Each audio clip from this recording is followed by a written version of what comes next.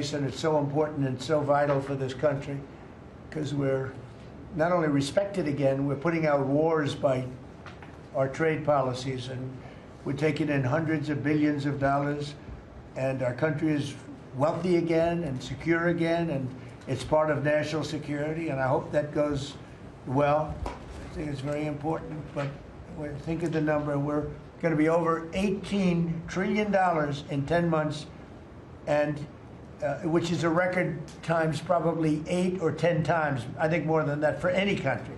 There's never been a country that's had that kind of an investment ever in history. And there's never been a country that's had half of that. It's a tremendous thing that's taking place. We have companies moving in from all over the world, from Mexico, from Canada, from Europe, from China, from Japan a lot. We just had Toyota is going to spend $10 billion, they just announced, on building new plants in this country. Our workers, they're going to be our workers, but they're spending a tremendous amount. So the stock market is at 46 all-time highs, and this last Friday, which is called Black Friday, was the biggest ever online sales that there's ever been by a lot. More Americans are working today than at any time in the history of our country. I mean, these are the facts we have to get out. And, you know, there's this fake narrative that the Democrats talk about, affordability. They just say the word. It doesn't mean anything to anybody. Just say it. Affordability. I inherited the worst inflation in history. There was no affordability. Nobody could afford anything. The prices were massively high. Do you remember when we took over eggs? You did a great job on that, Madam Secretary.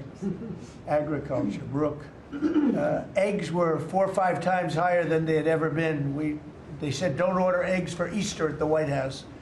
And we ended up doing it, and we got the egg prices way down, lower than what they were before. But the word affordability is a con job by the Democrats. They say affordable. I watched the other day where some very low IQ congresswoman talked about affordability, affordability, affordability. She had no idea. Their prices were much higher.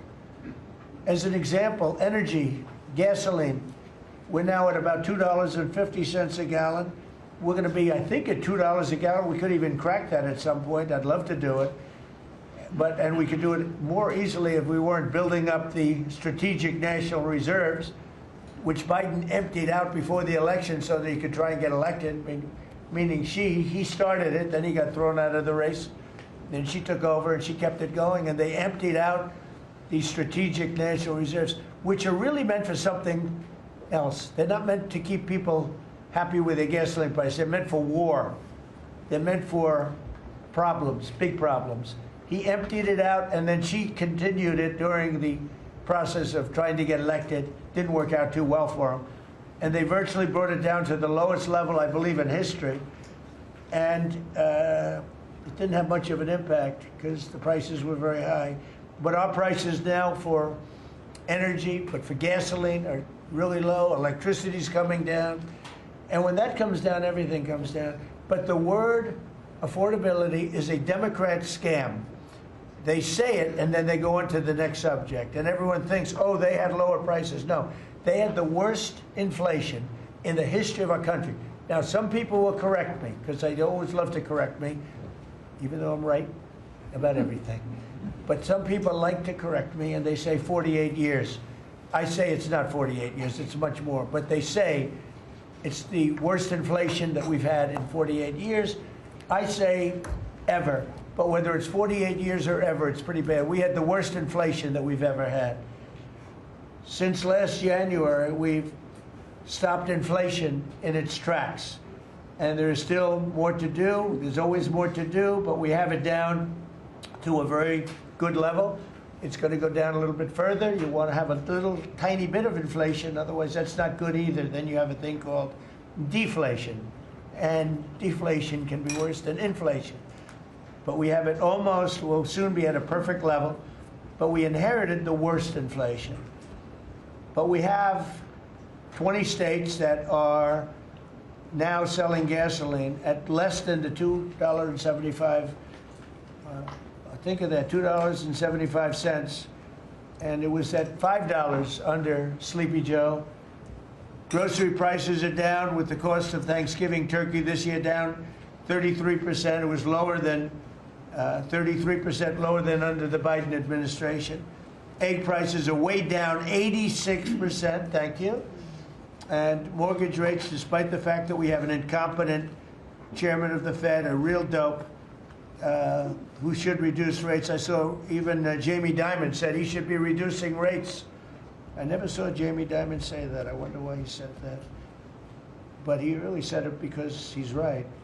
But we have a guy that's just a stubborn ox who probably doesn't like your president, your favorite president. But they're going to be coming down.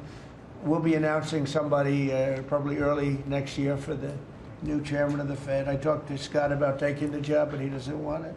You got the greatest job here. Yes, sir. Right?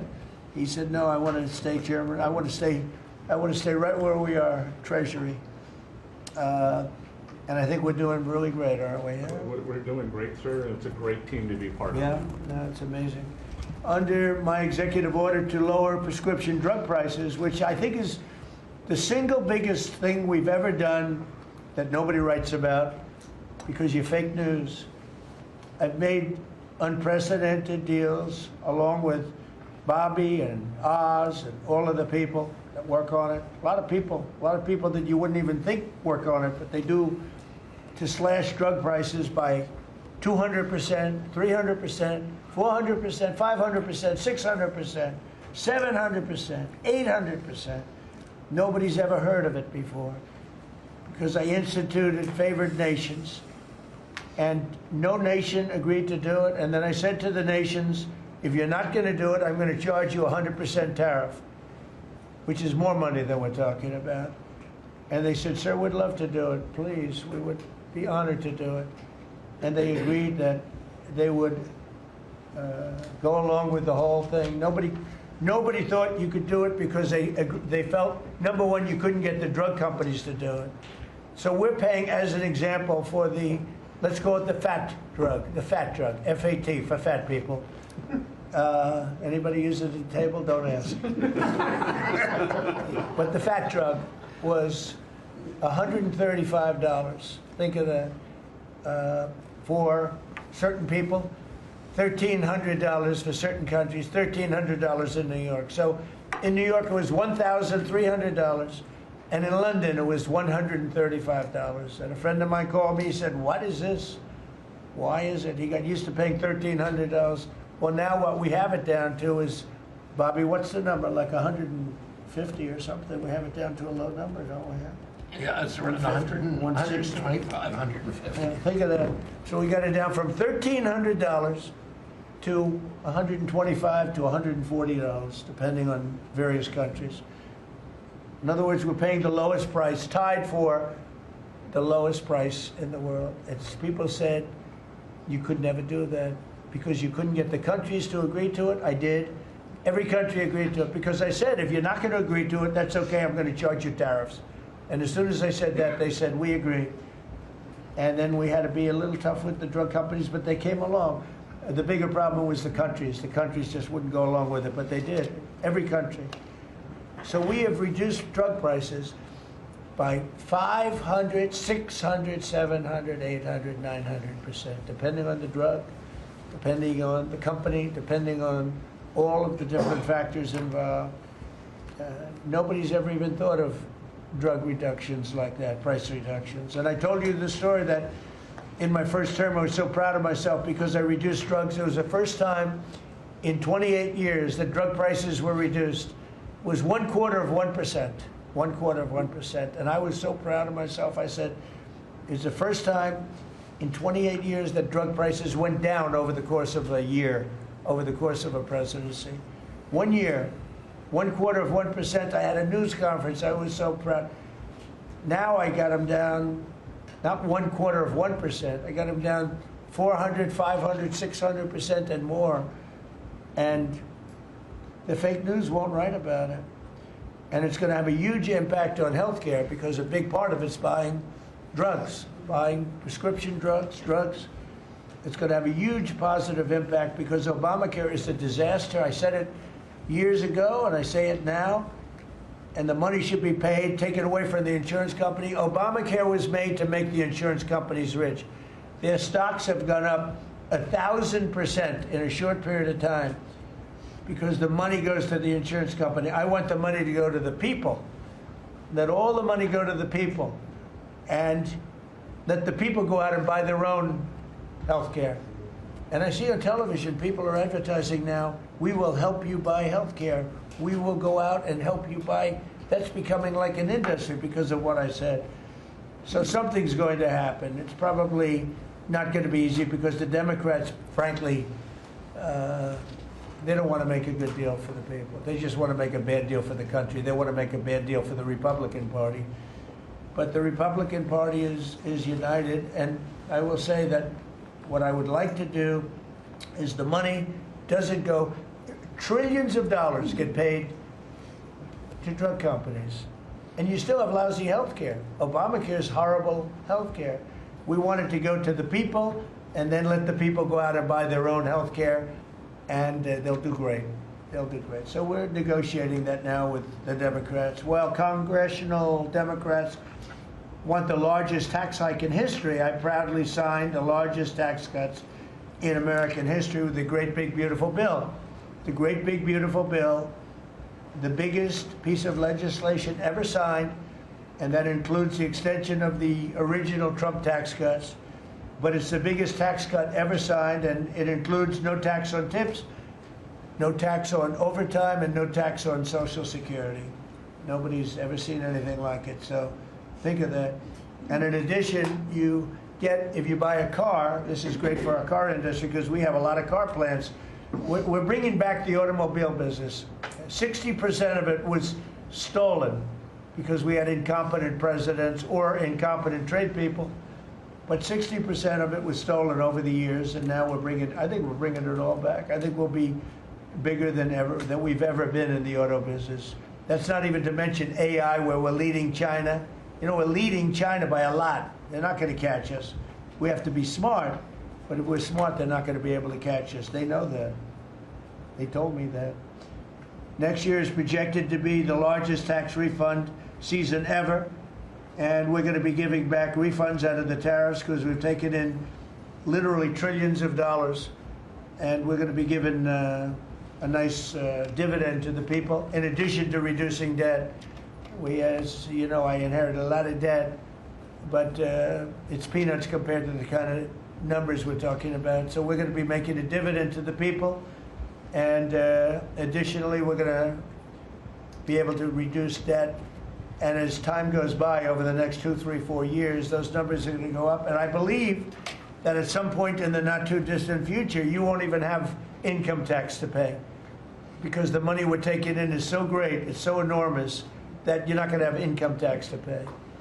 Whether you get rid of it or just keep it around for fun or have it really low, much lower than it is now, but you won't be paying income tax. We've slashed $1 trillion in costly job-killing regulations, saving Americans an estimated $2,100 for a family of 4. The Biden administration was the exact opposite, but times 4. They went up $6,000. We went down $2,100. Think of that. To bring down energy, electricity, and utility prices, I ended the Green New Scam. They call it the Green New Scam, one of the greatest scams in the history of our country. They talked about global warming and all that crap, and what they've done to this country. What they've done by allowing 25 million people into our country, many of whom are criminals, many of whom, 11,888 are murderers, and we have to get them out, and we're doing it. We're doing it. I think what the job that our law enforcement groups are doing, Christy, you and Tom and everybody, amazing. What you're doing is amazing. I terminated the insane electric vehicle mandate, and look, some people that make electric cars weren't happy with that. But we have to do that because you have to have a choice, whether it's a gasoline-powered car, and we have so much gasoline. You know, China doesn't have gasoline. We do. And whether it's a hybrid, which really are working really well, the combination of electric and gasoline-driven. But we everybody was supposed to, by 2030, everybody had to own an electric car under the Biden stupidity. And not everybody wants to do that. I like electric cars. I like all cars. They're all good. They all have reasons. But you want to be able to go and buy what you want. I imposed historic tariffs that are now bringing in so much money that nobody's ever seen anything like it. And countries that were ripping us off, including allies, but they were ripping us off for years. I won't use the names. I won't mention Japan. I refuse to mention South Korea. I will not mention names. But they were ripping us off like nobody's ever been ripped off before, and taking horrible advantage of your country. But now we're making a lot of money. We're making a lot of money because of the tariffs that are pouring in. And it's really national security. Among everything else, it's national security. We've also rapidly turned the worst border crisis in world history. I believe we had the worst border ever in history. I don't care if you had a fourth world country. You know, we allow third world country in. We would allow fourth world war countries in also. It doesn't matter. There was never a border that was as bad as our border. We allowed anybody in with no checks, no vetting. So we've rapidly turned the worst border crisis in world history into the strongest border in the history of our country, and probably one of the strongest borders in the history of the world, because we have nobody coming through. And I want to thank our people. The Border Patrol is so amazing, ICE, and I want to thank the military for the backup, because they're standing right behind them. And that was really nasty for a period of months, and now it's no longer nasty. Now they don't even come up. Nobody comes up. It's an easy job. It made your job a lot easier because they know they're not going to get through. And we take people in, but they have to come in legally. For 6 months in a row, 0 illegal aliens have been admitted into the United States. You believe that? 0. We had millions of people coming in a year, millions. Now we have 0 for 6 months, and these are given by radical left people that do the numbers. I mean, they're not doing me any favor. They're being we don't have our net numbers are unbelievable. But we had 0 people in the last 6 months. Illegal border crossings along the U.S.-Mexico border have plummeted to the lowest level ever recorded. Ever recorded. And nobody talks about that anymore. You know, it's crazy. They don't talk about it. You'd think they'd say, well, Trump's done a great job at the border. This country is being destroyed by the border. But you always find something new, like, is he in good health? Biden was great, but is Trump in good health? I sit here, I do 4 news conferences a day. I ask questions from very intelligent lunatics, you people. And I give the right answers. There's never a scandal, there's never a problem. I give you answers that solve your little problems. You go back and you can't find anything, but you do stories about Biden was in wonderful health. The guy didn't do a news conference for 8 months. If I go one day, I had one day where I didn't do a news conference, there's something wrong with the president.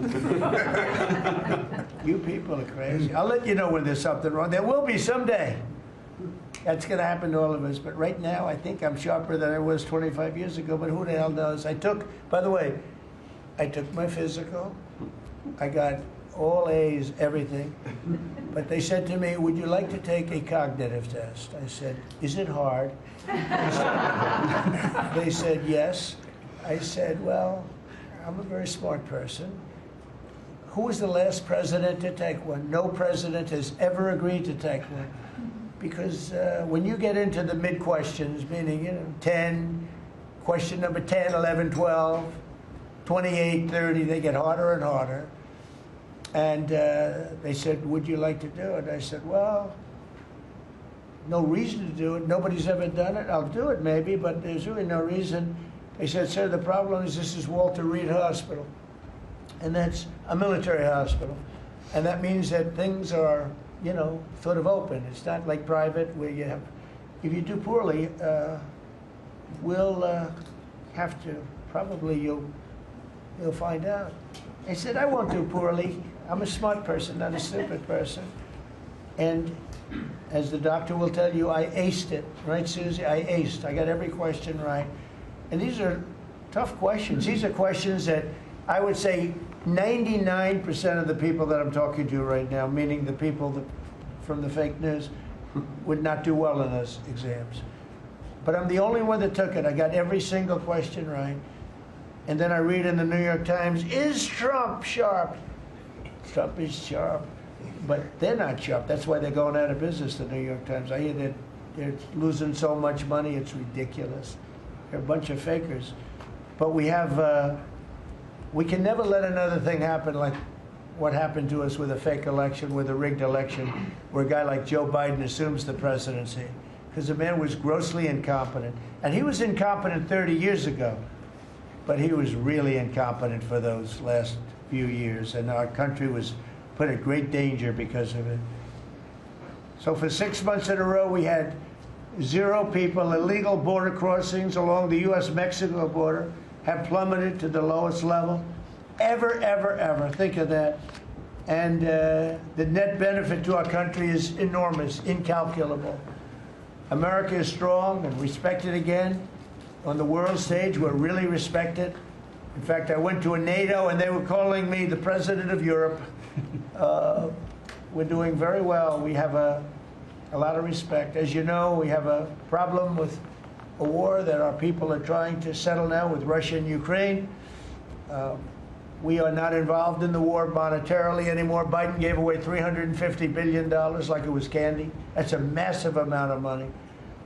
And much of it in cash, a lot of it in equipment.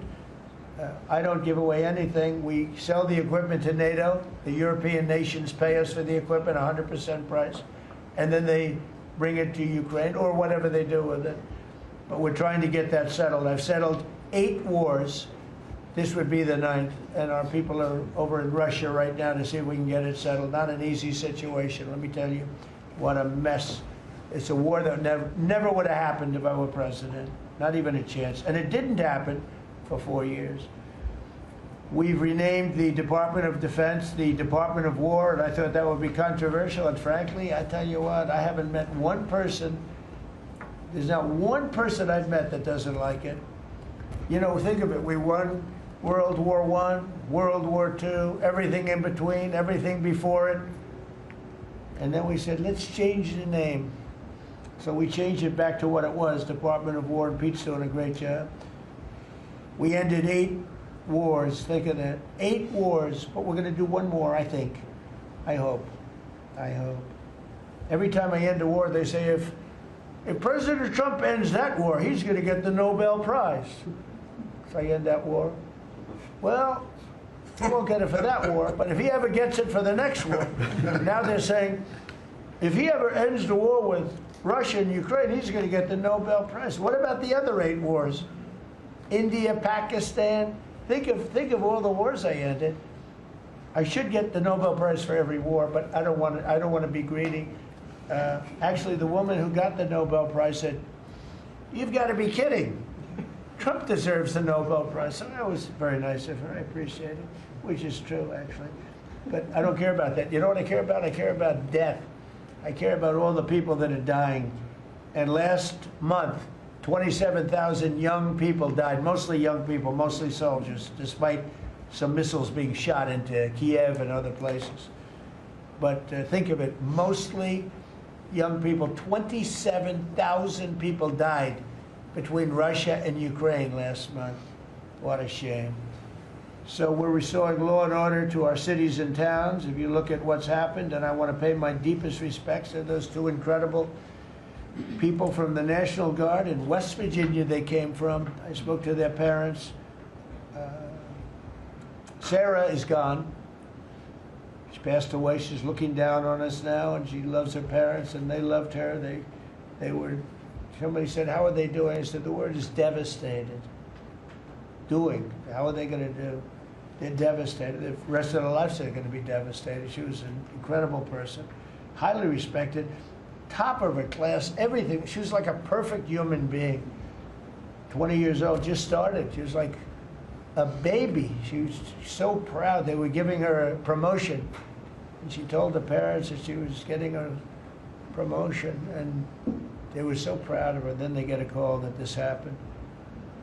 And We have one young man who's fighting for his life. He's fighting very hard. I think he's probably doing better than anybody. And they said he didn't have a chance. I'll tell you, the one who said he's going to live is his mother. Spoke to his mother. Sir, he's going to live. I spoke to her very soon after this horrible event took place with this scum that is able to come into our country. I spoke to his mother. Sir, he's going to be okay. I'm telling you. No doctor thought that. Nobody thought that. He was hitting bad places, and she was like so positive. It was incredible. And it's possibly right, Pam, right? Possibly right. Boy, it would be amazing. If he lives, it would be amazing. A miracle, actually. But we're very proud of those two people. We're very proud of the National Guard. We're very proud of our military and our police and our firemen and women. If you go back and take a look a year ago, year and a half ago, it all changed, I think, on November 5th, the day of the election. But you go back before that, you couldn't get people to join the military, Pete, right? They didn't want anything to do with military. They wanted nothing to do with joining the police or the fire. They wanted nothing to do with anything. They had no spirit. The country it had no spirit, nothing. And now we just had the highest recruitment in history, and we're getting great people. We're getting great people. And I will say, despite what just happened, Washington, D.C. has become a really safe place. And I guess this lunatic probably was upset that the National Guard is so effective, because we were really, really effective, and we are. And Washington, D.C. is now considered a very, very safe city. We had crime numbers a year ago that was so bad, embarrassment that the city, the capital of this country, could have numbers like that. And Washington now is, I mean, no murders, no this. It's been a miracle also what happened here. And now we're in Memphis, and we're going to New Orleans pretty soon. Over there, the governor called me. He'd like to have us go there. Governor Landry, great guy, great governor. He's asked for help in New Orleans, and we're going to go there in a couple of weeks. And we're doing a real job. Even Chicago's down a little bit because we have a minor force there.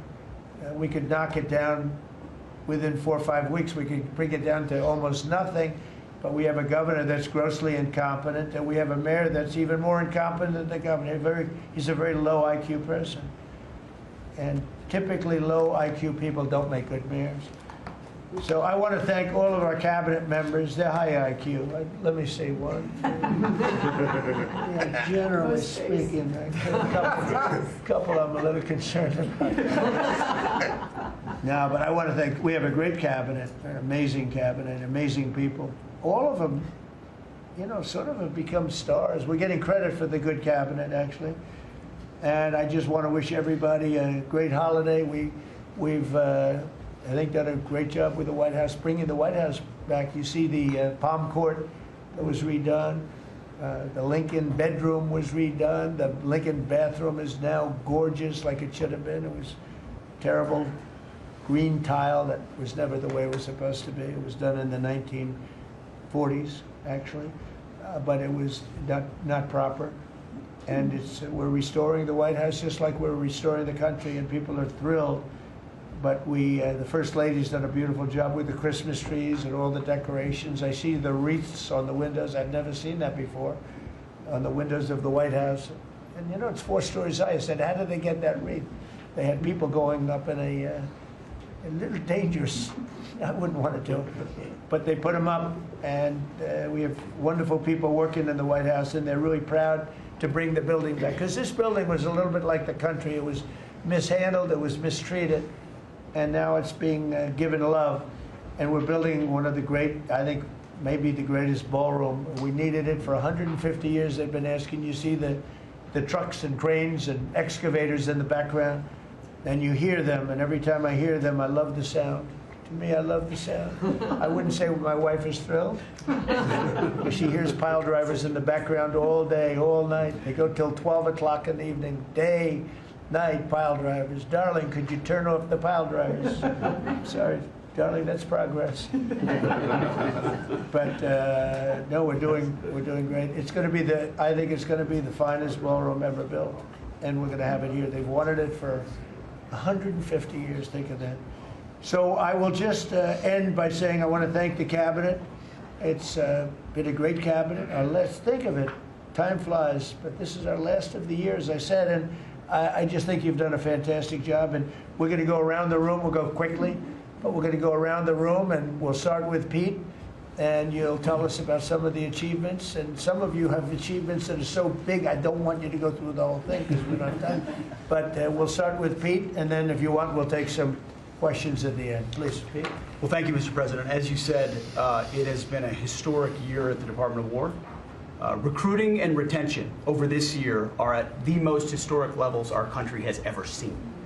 I had a chance to be on an aircraft carrier destroyer over Thanksgiving. The spirit in our ranks since the election under President Trump is unprecedented. I've never seen anything like it as a soldier myself in uniform, and I know a lot of you feel the same way.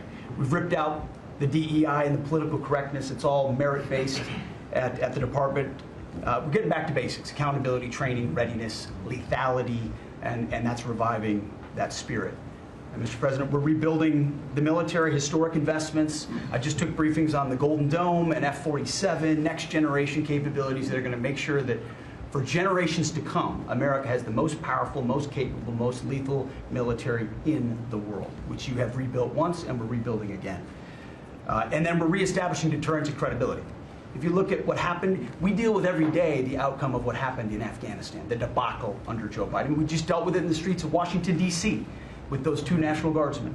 And then what happened on October 7th with Hamas, what happened in Ukraine, a war that never would have started under President Trump, we're having to rebuild that. So whether it's freedom of navigation and taking the fight to the Houthis, whether it's Midnight Hammer, those beautiful B-2s going 37 hours back and forth, undetected, delivering with precision, and Iran not getting nuclear capabilities, Europe and NATO stepping up to 5%, locking down our southwest border. It's been an honor to work with Christy and Tom and everyone else down there to lock it to 0, operational control of our border.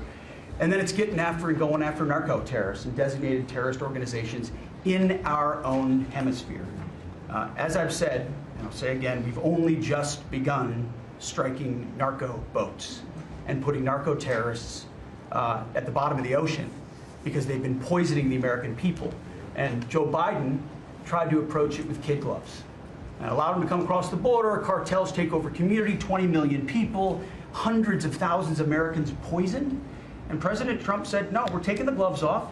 We're taking the fight to these designated terror organizations. And that's exactly what we're doing. So we're stopping the drugs, we're striking the boats, we're defeating narco terrorists, and we're standing. And you may say one thing, that drugs coming in through the sea by sea are down 91%. And I don't know who the 9% is. I'm not sure either, sir. But down 91% by sea. We've had a bit of a pause because it's hard to find boats to strike right now, which is the entire point, right? Deterrence has to matter, not arrest and hand over and then do it again, the rinse and repeat approach of previous administrations.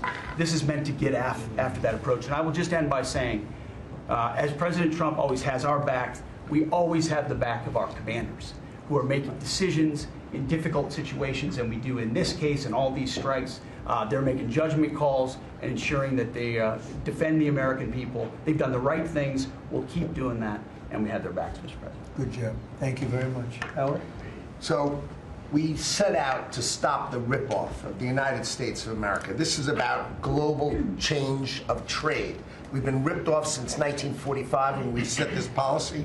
So we set out, and together with my partners, Jameson Greer and Scott Bessett, we set out to change that. So we started, the first one was the UK deal, right? We asymmetric. They pay us 10%, and we get charged nothing. That allows us to export, and that began the process. Then we did the biggest, the European Union, 450 million people, $20 trillion economy. They completely opened their borders to us, and we charge them 15%. That makes America $100 billion a year and turns it back to where our economy is the best. And so it proved that President Trump's trade agenda was the right trade agenda. Then we go to Japan and Korea. They offer us $750 billion in cash to build in America at the president's direction. And we're going to start, as an example, nuclear, right? We need to have a nuclear arsenal in America of power, the generation of power. So we're going to build hundreds of billions of dollars, financed by the Japanese and the Koreans, meaning they give us the money, we build it here, and we split the cash flow 50-50. We're going to build ships, $150 billion worth of ships in America. That changes the way things work, right? After those trade deals, then you go to how are we going to reshore, right? Let's start talking about the auto industry, right? We've been competed against by Koreans, the Japanese, the Europeans. We're kicking our tail. President Trump changed it. 25% tariffs, bring it all home.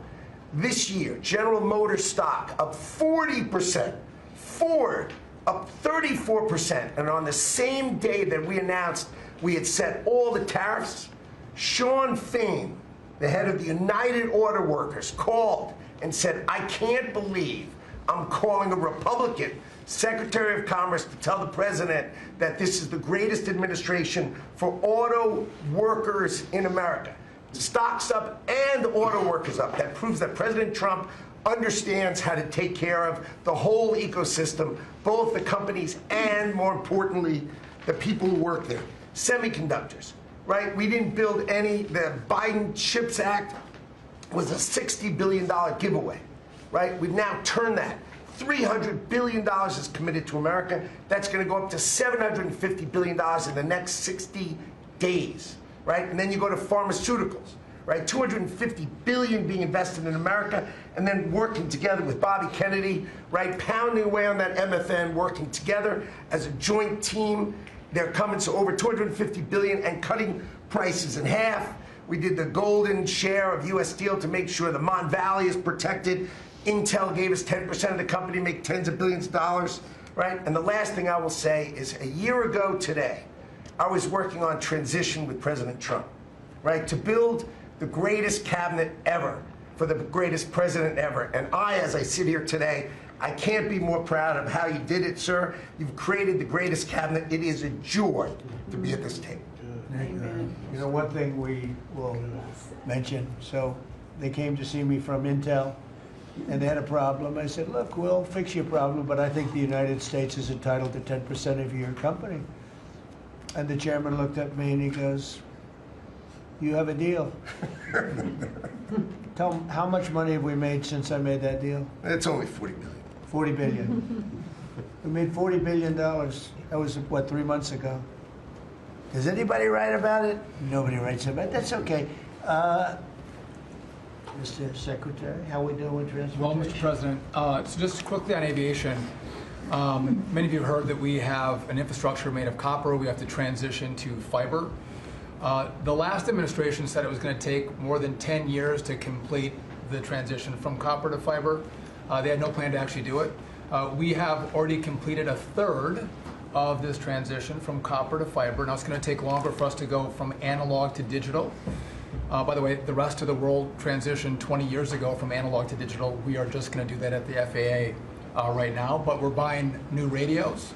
We're going to buy new radar. By the way, those radar are going to be made in America, Mr. President. This phase of the operation will be completed by the time you leave office. It's 3 years.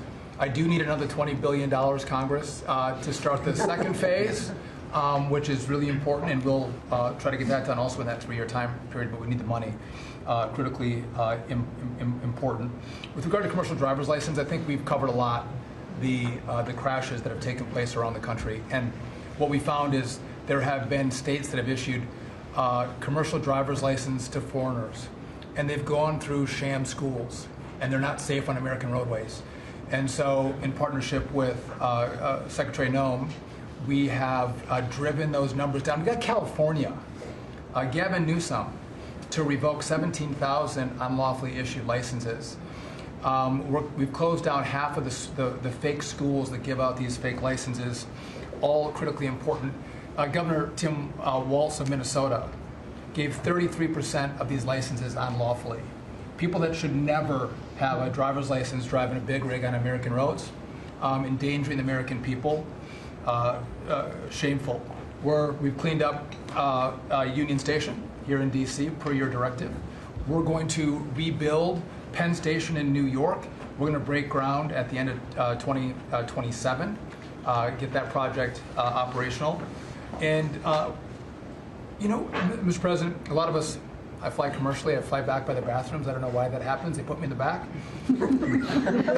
You know, we've asked Americans to bring their better selves, to bring civility back to travel, to say, listen, let's say please and thank you. And if you have someone's pregnant on your flight and you're as strong as Pete is, well, pick up the bag and help her put it in the overhead bin. Let's be nice to each other, is what we've asked. Maybe not wear pajamas or slippers on the airplane. And I think it's been received fairly well, and I think we can all have a better travel experience when we do that. And just the last point I'll make is there was a big football game where the Merchant Marine Academy that falls under DOT actually beat the Coast Guard with Christy Nome. We beat them by 1 point, and so we're very proud of that. And, so well done, Kings Pointers. So a little bit in a nutshell, we're rebuilding the air traffic control under boot edge. It's supposed to be boot edge. Who's another grossly incompetent person. He'd get in his bicycle right to work. And he was just terrible. What they do is they take the fiber optics and they take fiber trying to hook it into copper. And fiber and copper don't mix. You can't do it. But people knew that for the last 30 years since they started doing the fiber. And they spent billions of dollars, and it didn't work. And you saw that by the helicopter crash. You saw that by Into the Plane. You saw that by a lot of things. So we're doing a brand new air traffic control system, and it's going to be the best, and it's going to be from top to bottom. And we have the 3 top companies in the world bidding on it. And it's going to be one bid, and we're going to have one company responsible, and it'll be the best system. And it's going to make this. Look, our skies are safe. Otherwise, we wouldn't let people fly. But we're going to have the safest skies. We're going to have the best system anywhere in the world. We're also going to rebuild Dulles Airport because it's not a good airport. It should be a great airport, and it's not a good airport at all. It's a terrible airport. It was incorrectly designed with a good building. Actually, it's got a beautiful terminal. Saarinen was the architect, one of the greatest architects in the world at the time. A great architect. And so they have a great building and a bad airport. But we're going to turn that around, and we're going to make Dulles Airport serving Washington and Virginia, Maryland, etc. We're going to make that into something really spectacular. We have an amazing plan for it. And other things, but you're doing a really good job. I appreciate it. The people movers of Dulles, we had a crash recently. So we're going to announce that later today, a request for bids on this. But again, it's a not a great airport, which we can make great in this administration, Mr. President. We have a design that's amazing for Dulles. It's going to take Dulles and make it a really bad. It was a badly designed airport. We're going to make it into as good as there is in the country. It'll be exciting. Okay, please. All right. Well, Mr. President, it's good to be here at this meeting because in 1 year you can look around the table and see the change. And I think one of the biggest changes is how this cabinet works together. And I want to start there. There's often been said, I found out some things this year that I didn't know, that the Department of what was Defense, now Department of War, and the Veterans Department had never really communicated. Now, we're fraternal twins, in a way. Pete and I are. He lifts better, I'm better looking. But in the looking at this, I mean, he brings them in. He keeps them for a number of years, up to 20 or longer. And then they come into what the country is committed to our veterans. And if you don't have both ends working correctly, then recruitment lags, morale lags, and we've been able to work and fix a great deal of that. I didn't need to change our name, but I did do one thing. I put the veteran back first at the VA. And we did that in 1 year. How did we do that? We started taking things that have been neglected for a long time and put them back. We had a backlog in which we've dropped over 160,000. We're not talking year-to-year change at the VA. We're talking 5-6 year. We have to go back 5 to 6 year prior COVID numbers to see the change of backlogs that are now reduced. We do it in 6 months instead of the long time it took. In fact, it grew under the Biden administration. It shrank over 160,000 under us. CHAMP VA, which is a program we have, has basically been back to day. It was at a terrible state, which delays and claims and everything's going on. We've got that back. We're doing things like taking a new look. I have one question that I ask when I go to my hospitals, which by the way, over 170 hospitals, 1,200 clinics, and I ask the people one thing, Mr. President. I said, what are you doing right now that if you were just honest and I wasn't standing here, you say, this is stupid? It's been amazing what we've gotten, and the feedback that we've had. We've been able to change how we do credentialing, how we do privileging, how we do hiring. We're all working through that, and it has all made a difference for our veterans as we go forward. CNP exams for veterans out there listening. If this is the one where disability claims, where they say, well, let me send you to a doctor to make sure. Most of the time we have that already in the record. We're working now to where those could actually be changed, where we just look at the record and not have to send them to the doctor. That's almost a $3 billion savings that we could let, and also not taking what the veterans get. We're also getting ready to announce here pretty soon a reorganization that's going to bring our hospital system organizationally in line with the 21st century. We are the largest healthcare organization. It's about time we acted like it, Mr. President. You gave that leadership, and we're going to do it. And also one thing, community care contracts getting ready to go out. It's one of the largest contracts in the federal government, but it does exactly what you and I have talked about before, making sure that our veterans can get care in the system or in the community, wherever they want it. We're getting ready for that.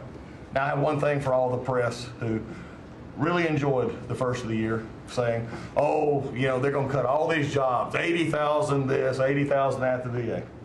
Mr. President, every success that I just gave you came after the fact, or pretty much after the fact, that we had 30,000 take early retirement. Early retirement, no risk, although you reported it as loss and risk, you can't help yourself. 30,000 took the retirement.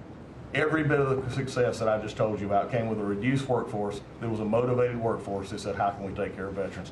That's what this cabinet does. That's what we're doing for you. Good. And you've got the highest approval rating we've ever had at the VA, so that tells you something. You're doing a great job. Thank you very much. Jameson, please. Well, there's been some activity on trade this year.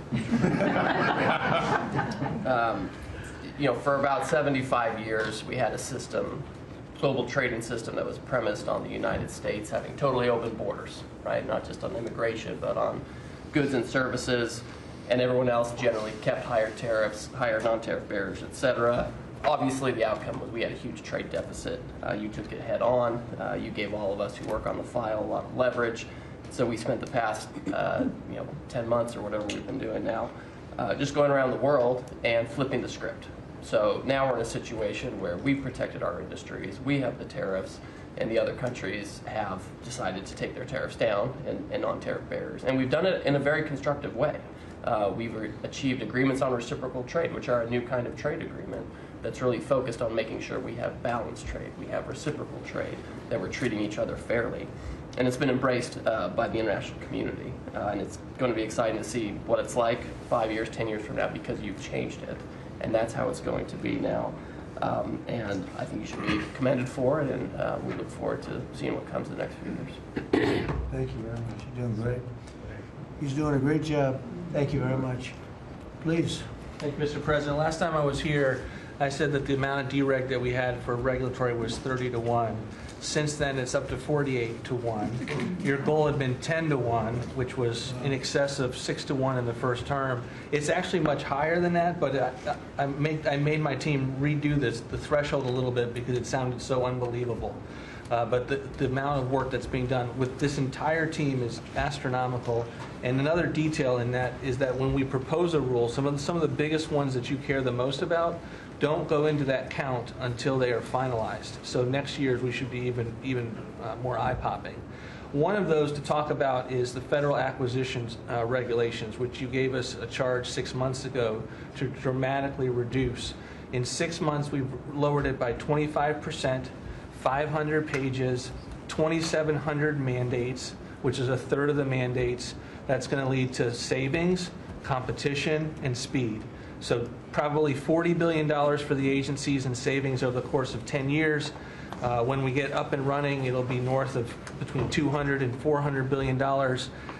Competition, about 45% of government bids only have one bidder.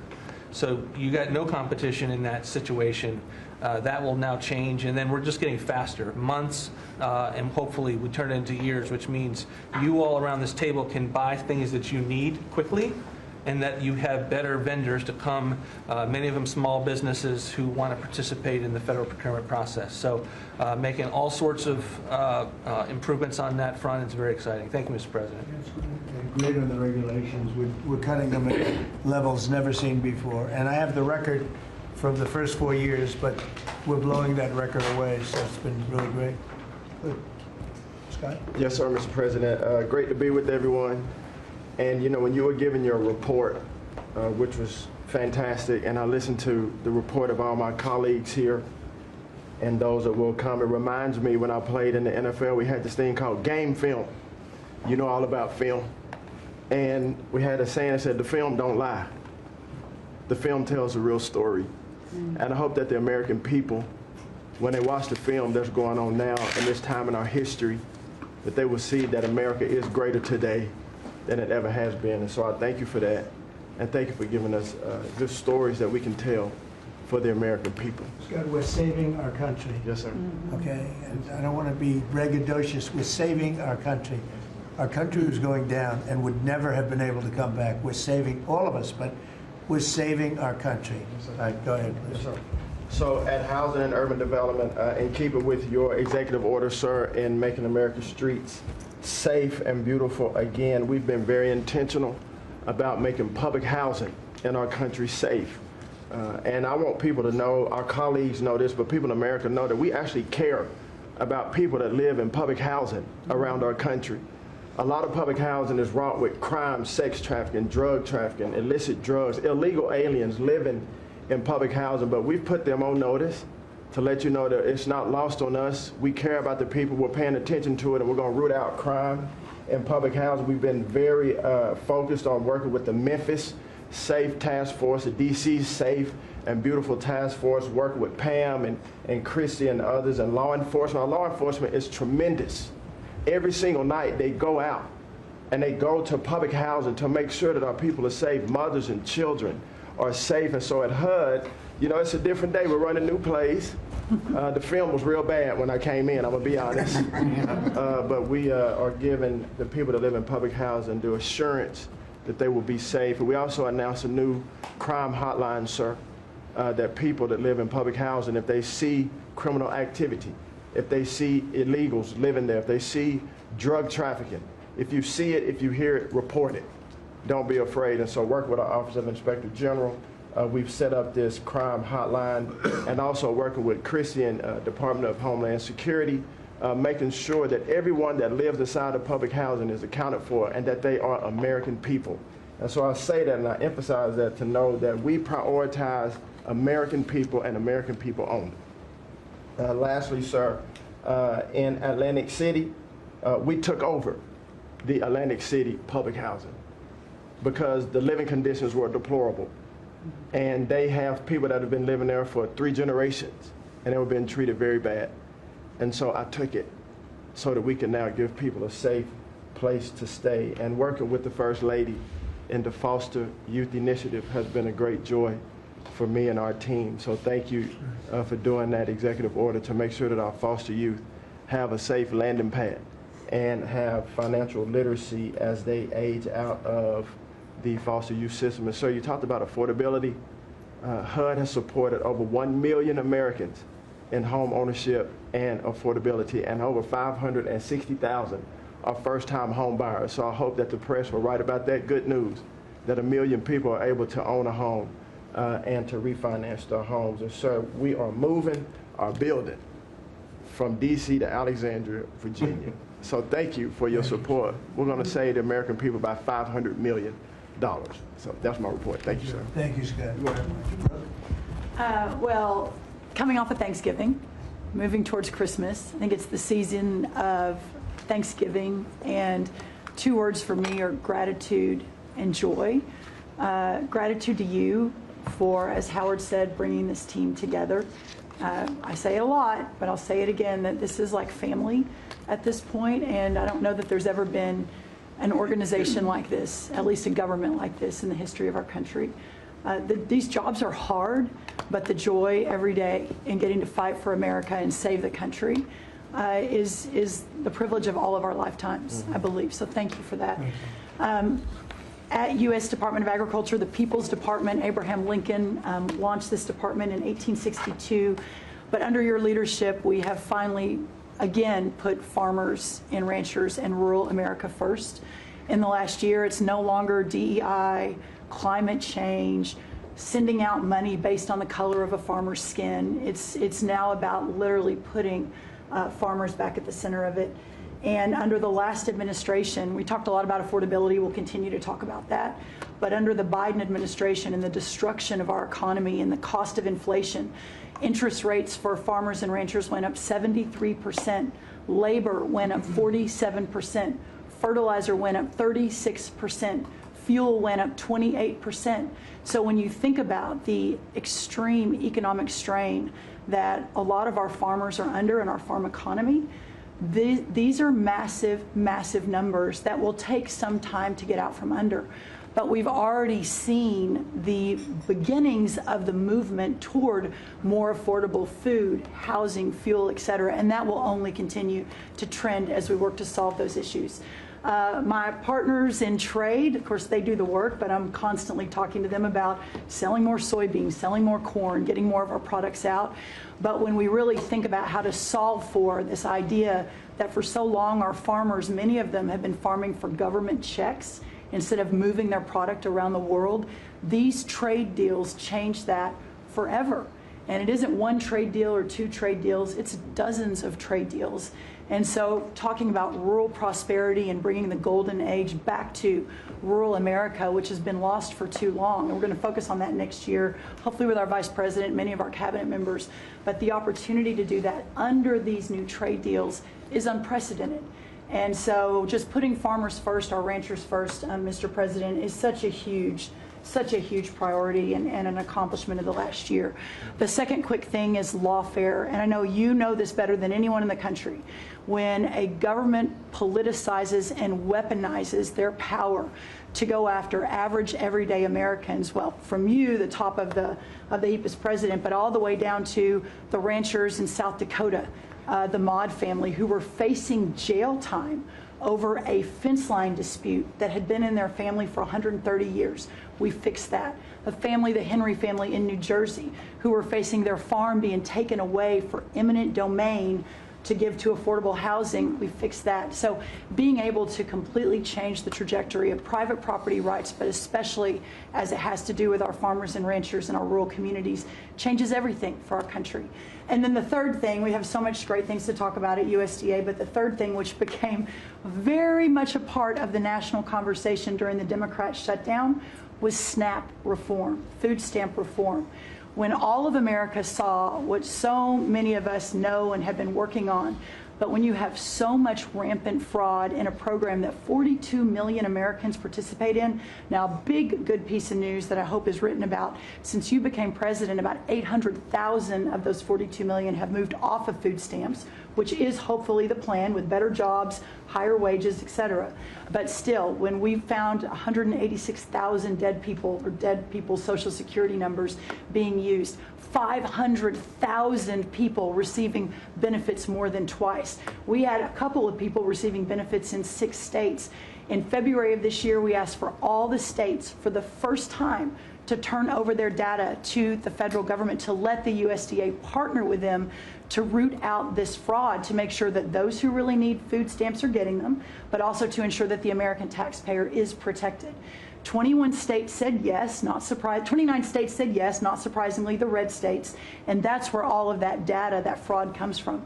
But 21 states, including California, New York, and Minnesota, the blue states, continue to say no. So as of next week, we have begun and will begin to stop moving federal funds into those states until they comply and they tell us and allow us to partner with them to root out this fraud and to protect the American taxpayer.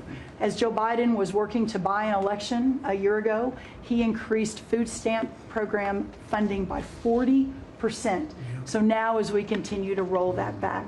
So the partnership in Making America Healthy Again is also in food stamps, but a lot of what Bobby and I are doing together is really remarkable. But again, just gratitude and joy for this work, and so grateful to you. The final thing I'll say, a lot of gratitude to Secretary Marco Rubio for wearing his Aggie maroon tie as a reflection of Texas A&M beating Florida handily about a month ago. So Marco, I want to thank you and much gratitude and joy in my heart as well. Yes. I But think thank you, sir. We also have to say something about China with one of the largest purchases ever in our country, the soybeans.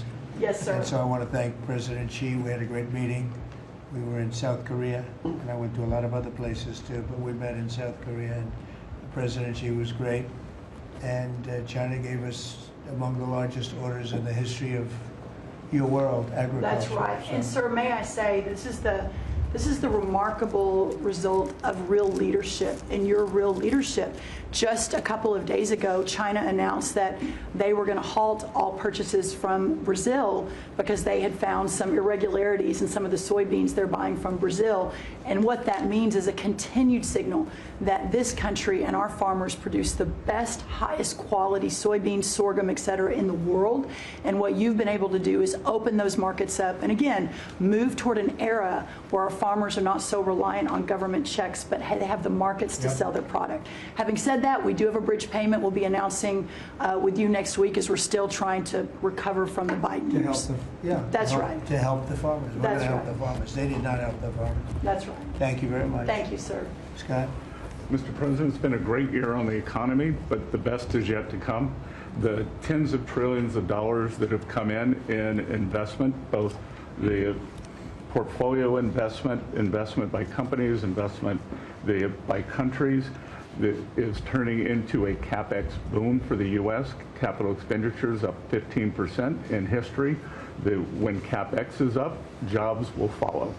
The One Big Beautiful Bill is an incredible, as you said, thanks to your leadership, along with Speaker Johnson, Senator Leader Thune, we had that done on July 4th, which everyone said was impossible. And the great thing about that bill, sir, for the American people, it's for industry, 100% expensing, build your factory here, you can write it off immediately, but you also insisted on the 4 benefits for working people: no tax on tips, no tax on overtime, no tax on Social Security, auto deductibility for American cars, and that is retroactive. So as a result, in 2026, we are going to see very substantial tax refunds in the first quarter. So the best way to address the affordability crisis is to give Americans more money in their pockets, which is what this bill has done. We're going to see real wage increases. I think next year is going to be a fantastic year. Taxes, deregulation, energy certainty. That's why everyone with your leadership is coming to America. Bond market had its best year since 2020. Everyone said couldn't be done. So we're going to have growth. We've had 2 4% quarters before the Schumer shutdown. We're going to go back to that. So not only are we going to have great growth, but it's going to be low inflationary growth. And stock market obviously is following, but next year is going to be the year for Main Street as all this kicks in. And you came in, immigration, I called it the 3 I's: immigration, interest rates, and inflation, that were killing the American people. Close the border, the promise kept. Interest rates are down, and 10-year bond, again, best year since 2020, and inflation led by energy prices is going to roll next year. I think it's going to be a fantastic year. That we can look back, be very proud of this year, but I think 2026 is going to be great for the American people, thanks to you. It's going to be great. Thank you very much. Mr. Vice President. Thank you, Mr. President. It's an honor to serve with this great team that you've assembled. And I just want to pick up on something you said, Mr. President, because you hit the nail on the head, that it is absurd that Democrats talk about an affordability crisis that they created and the people around this table work every single day to address. You'll hear a lot of statistics today. You hear a lot of statistics in our political conversation. I think the most important statistic for the American people is that under the Biden administration, the average American family lost over $3,000 of household income. And under the first 10 months of this Trump administration, they have gained over $1,000 of household income. What that says very clearly is that we are fixing the problem that Joe Biden and the Democrats created in the last administration. If you look at every affordability crisis that's confronting the American people today, it is traceable directly to a problem caused by Joe Biden and congressional Democrats. Why did homes get so unaffordable? Because we had 20 million illegal aliens in this country taking homes that ought by right to go to American citizens. Why did tax bills get so unaffordable? Because Democrats were raising taxes while congressional Republicans under the president's leadership were now cutting taxes. Why did food get so expensive? Because we printed trillions of dollars and threw it into green scams that made our agricultural economy suffer while Americans were paying higher prices for food. On every single one of those issues, Mr. President, I think we've made incredible progress. But it would be preposterous to fix every problem caused over the last 4 years in just 10 months. I think that we've done incredibly good. But what I see over the next year, and you heard Brooke talk about joy and gratitude, what I really think this season represents for me, and I think for the entire administration, is that we have now done incredible work to fix what Joe Biden broke. And I think that next year in American growth and American prosperity could be the best year that we've had in the United States of America. It's going to happen because we're all working hard. It's going to happen because we have the greatest country in the world. But I think for congressional Democrats in particular, if they want to talk about affordability, they ought to look in the mirror. We are fixing what they're broken. We're proud to do it. It's the job that we were elected to do. But I think 2026 is going to be the year where this economy really takes off. Thank you very much. Thank you, sir. Great. Yeah. President Trump, thank you for talking about Sarah. Heartbreaks for her family. And Andy is doing well. His parents, Melody and Jason, wanted me to tell you, and I was with them yesterday in the hospital. He's a miracle. I was there when the surgeons came in, and they wanted you to know this. He's a miracle, and if everyone in this country can continue to pray for that family. He's got a long road ahead of him, but he is a miracle. And of course, our DC initiative is led by our amazing, and the monster will be held accountable who did this. Our marshals, of course, are leading the DC Safe effort. We have made over 7,000 arrests at your direction. DC is safe again. Working with everyone around this table, Pete and everyone. Scott and I were in Memphis together last week, and everyone, and Bobby, your HHS, doctors and medics are on the ground to help people in Memphis and DC. In Memphis, we've made over 3,500 arrests so far, and Homeland Security, Christy, you've been instrumental in this. But it's everyone working together as a team. We even have Treasury agents out there. It's unbelievable, on the ground in DC and Memphis. Of course, law enforcement first, FBI, Kash Patel has led the FBI. We have a 100% increase in the arrest of violent criminals, thanks to your leadership. DEA, led by Terry Cole, over 45 million fentanyl pills, 4,200 kilos fentanyl powder. That is the equivalent of 347 million potential lethal doses. That's unbelievable that you've taken off the streets of our country. And the weight of all the drugs combined taken off by DEA is the weight of 17 full semi-trucks of the drugs just since you've been in office. The drugs that had flowed into this country under the previous administration. ATF, led by Rob Sakata, has seized more than 31,000 illegal guns. 31,000. Unbelievable at your leadership. 19,000 of those were from trafficking cases. We've been sued on the legal front now. We have been sued 575 times. 575 times. More than every administration going back to Reagan combined. Most recently, yesterday, I was sued by an immigration judge who we fired. One of the reasons, she said she was a woman. Last I checked, I was a woman as well. But, 24 Supreme Court wins, President Trump, 92% success rate. We told you it would take a while to get to the Supreme Court. We're doing it at record speed, led by John Sauer, of course, Sarah and Hosh, all working together. Immigration, we're winning. Nationwide injunctions, ending DEI funding, working to secure that our federal workforce is aligned with your America First agenda. representing pretty much everyone in this room. We met with your general counsel yesterday, Doug, working with everyone. It's nonstop. ICE, of course, we're winning there with Christie. We're Brooks, SNAP benefits, won there. Marco, USAID. Pete, National Guard, of course, going nonstop. Our U.S. attorneys are fighting violent crime, working around the clock to make America safe again, which was your directive. Our Civil Rights Division, suing Gavin Newsom 3 times now, Prop 50, keeping boys out of girls' sports, and in-state tuition for illegal aliens. We've sued over election integrity. We are litigating major universities with Linda. Thank you, our Civil Rights Division, for everything that you've done to end DEI in our schools. Our Civil Division fighting sanctuary cities every single day. And of course, our Antitrust Division with Google, major settlement. Our attorneys are working on terrorism, TDA, MS-13, Antifa, President Trump. We've charged more than 500 defendants with assault on federal officers thanks to your directive.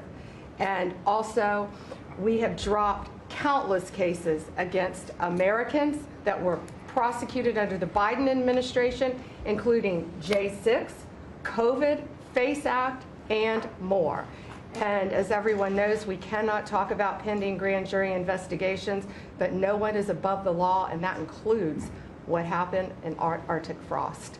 I hope everyone has a very Merry Christmas, Happy Hanukkah, and Happy Holidays. Thank you for fighting for our country. Thank you. Thank you very much. Please. Great.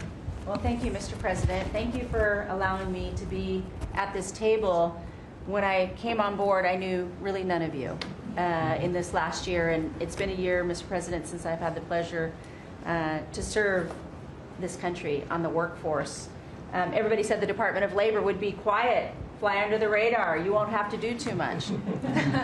Absolutely not, because you made the American people realize the American dream is real for the American workforce. And it's been under your leadership, Mr. President, that over 2 million jobs that has been created since you started have been native-born workers. And that is the difference between this presidency, this administration, as opposed to the Biden administration, where mostly foreign-born or federal government jobs. And I think through the private sector, over 2 million jobs of native-born. And so the Labor Department has wasted no time in putting that into action with our Make America Skilled Again, either grant dollars, but the intentionality of the apprenticeship program, 1 million active apprentices across this country. We have done over 250,000 new apprentices so far in the first year and registered over 2,000 new apprenticeship programs.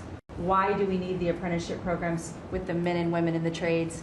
Because of the leadership of onshoring and reshoring, and have a lot of these companies reinvest in America. We have to build this country. We cannot do that without the tradesmen and women and the craftsmen of this country. And I think that, you know, Howard and I, we talked about that from the beginning, and we're going to have to lean in on that because we need the labor force, 700,000 new skilled jobs with electricians, construction workers, machinists, and so forth. And as I traveled with the Vice President as well, we see that on the manufacturing floors of this country, they're in desperate need.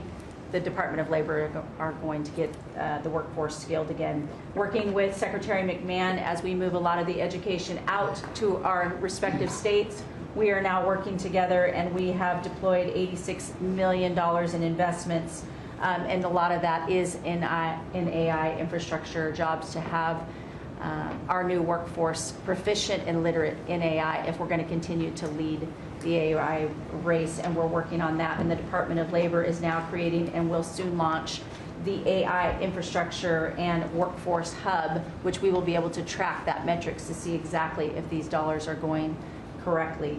Integrating education and workforce with, obviously, Administrator Loeffler and I are on the road a lot together because we're talking about Main Street as well as a lot of the manufacturing jobs, and how we're being an ally to our businesses as opposed to an adversary.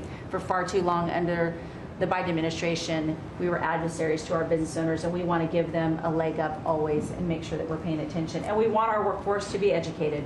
We do not need the numbers that we have seen across this country where our 4th through 8th graders cannot read, write, or do any math, and they are our future workforce. We have to depend on the American worker first. Also, lowering healthcare costs in line with the executive order. I'm working with Treasury and HHS, and rulemaking is underway to expand healthcare transparency and make pricing more affordable for our employers who offer these to their employees. Promoting retirement security. The department rescinded the Biden administration's guidance that restricted the use of crypto in the retirement investments, and we're seeing more and more of that, where we also rescinded the supplemental statement that discouraged the fiduciaries from considering the alternative assets for 401ks, and that will also come through the Department of Labor, that rulemaking. Ending abuse of cheap foreign labor at the expense of the American worker. We launched over 200 investigations into companies who will have abused and or fraudulently against the American worker. So Project Firewall was released. Thank you, Mr. President. We want the trained workforce, but we will root out the fraud and abuse, and we'll protect the American worker first. And slashing the job-killing regulations. The department has rescinded discriminatory DEI practices.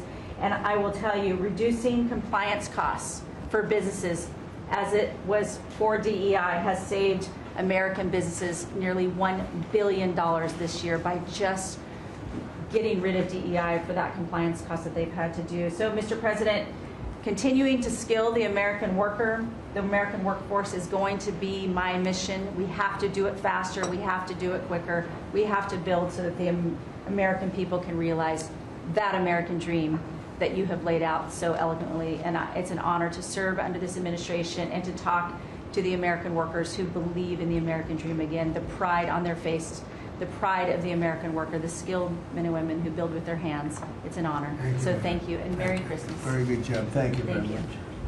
Chris? Mr. President, I am honored and frankly inspired to sit at this table with this incredible team of leaders that work every day for one and only one constituency, the American people. Not this group or that group, the American people. The price of energy is very much on the mind of Americans. The biggest determinant of the price of energy is politicians, political leaders, and policies. That's what drives energy prices. Under your leadership, what we've seen in the United States is just a steady drop in the price of gasoline, a huge consumer cost for Americans.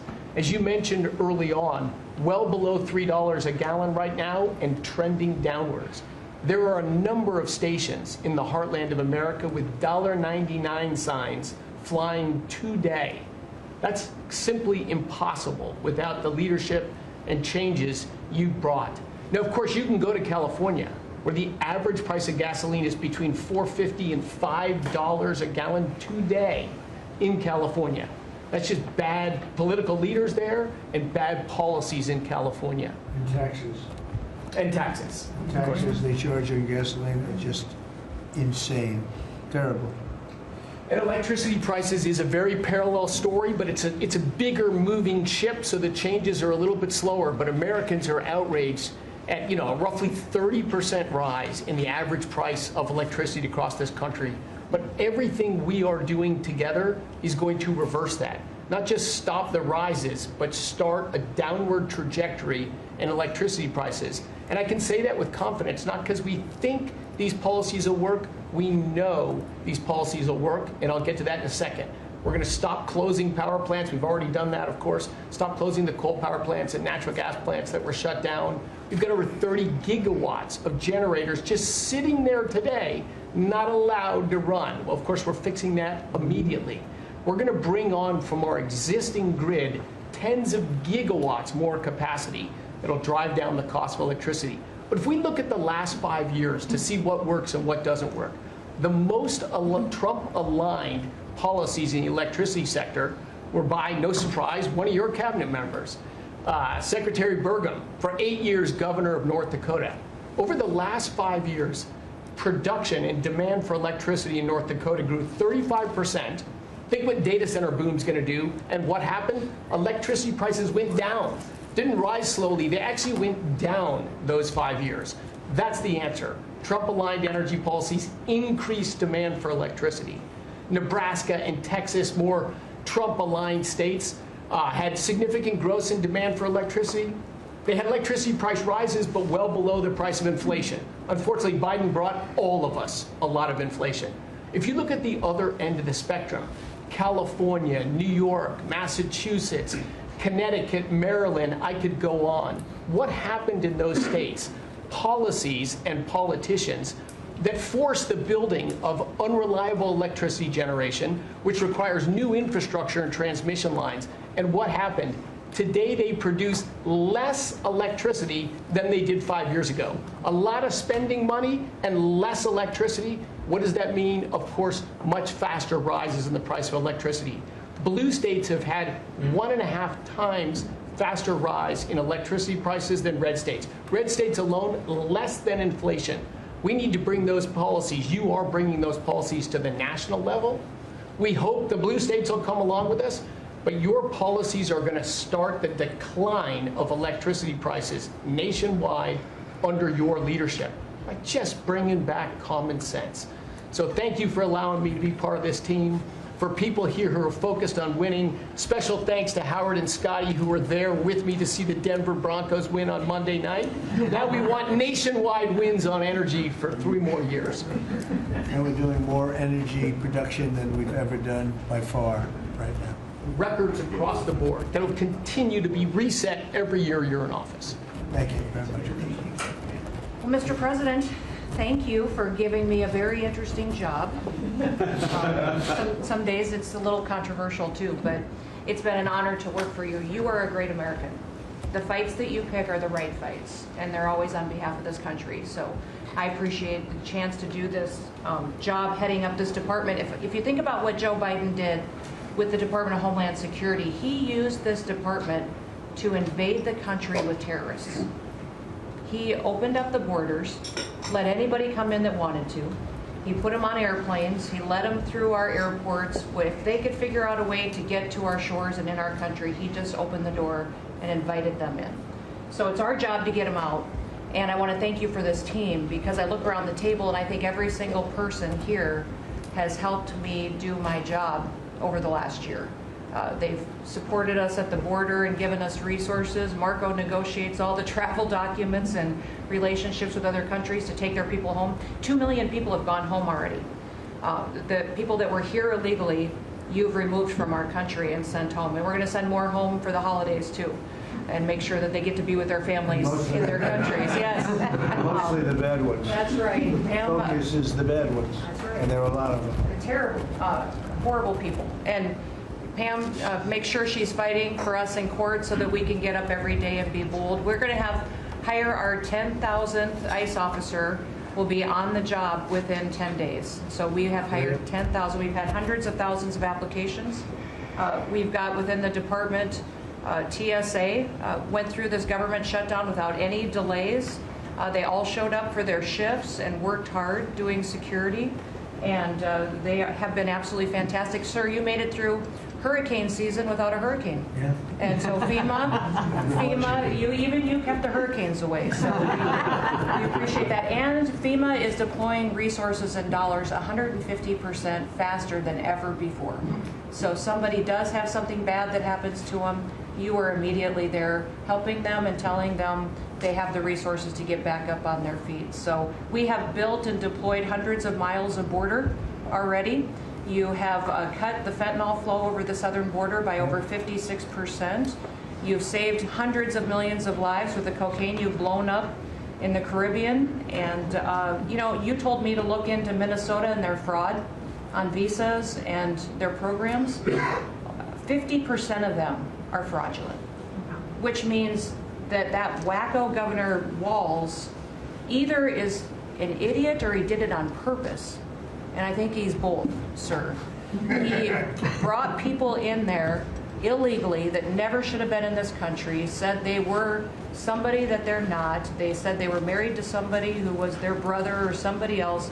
Fraudulent visa applications, signed up for government programs, took hundreds of billions of dollars from the taxpayers, and we're going to remove them, and we're going to get our money back. And we're going to, this next year, make sure that we only put people in leadership positions in this country that love this country and have its back. So thank you for letting us get up every day and have a purpose.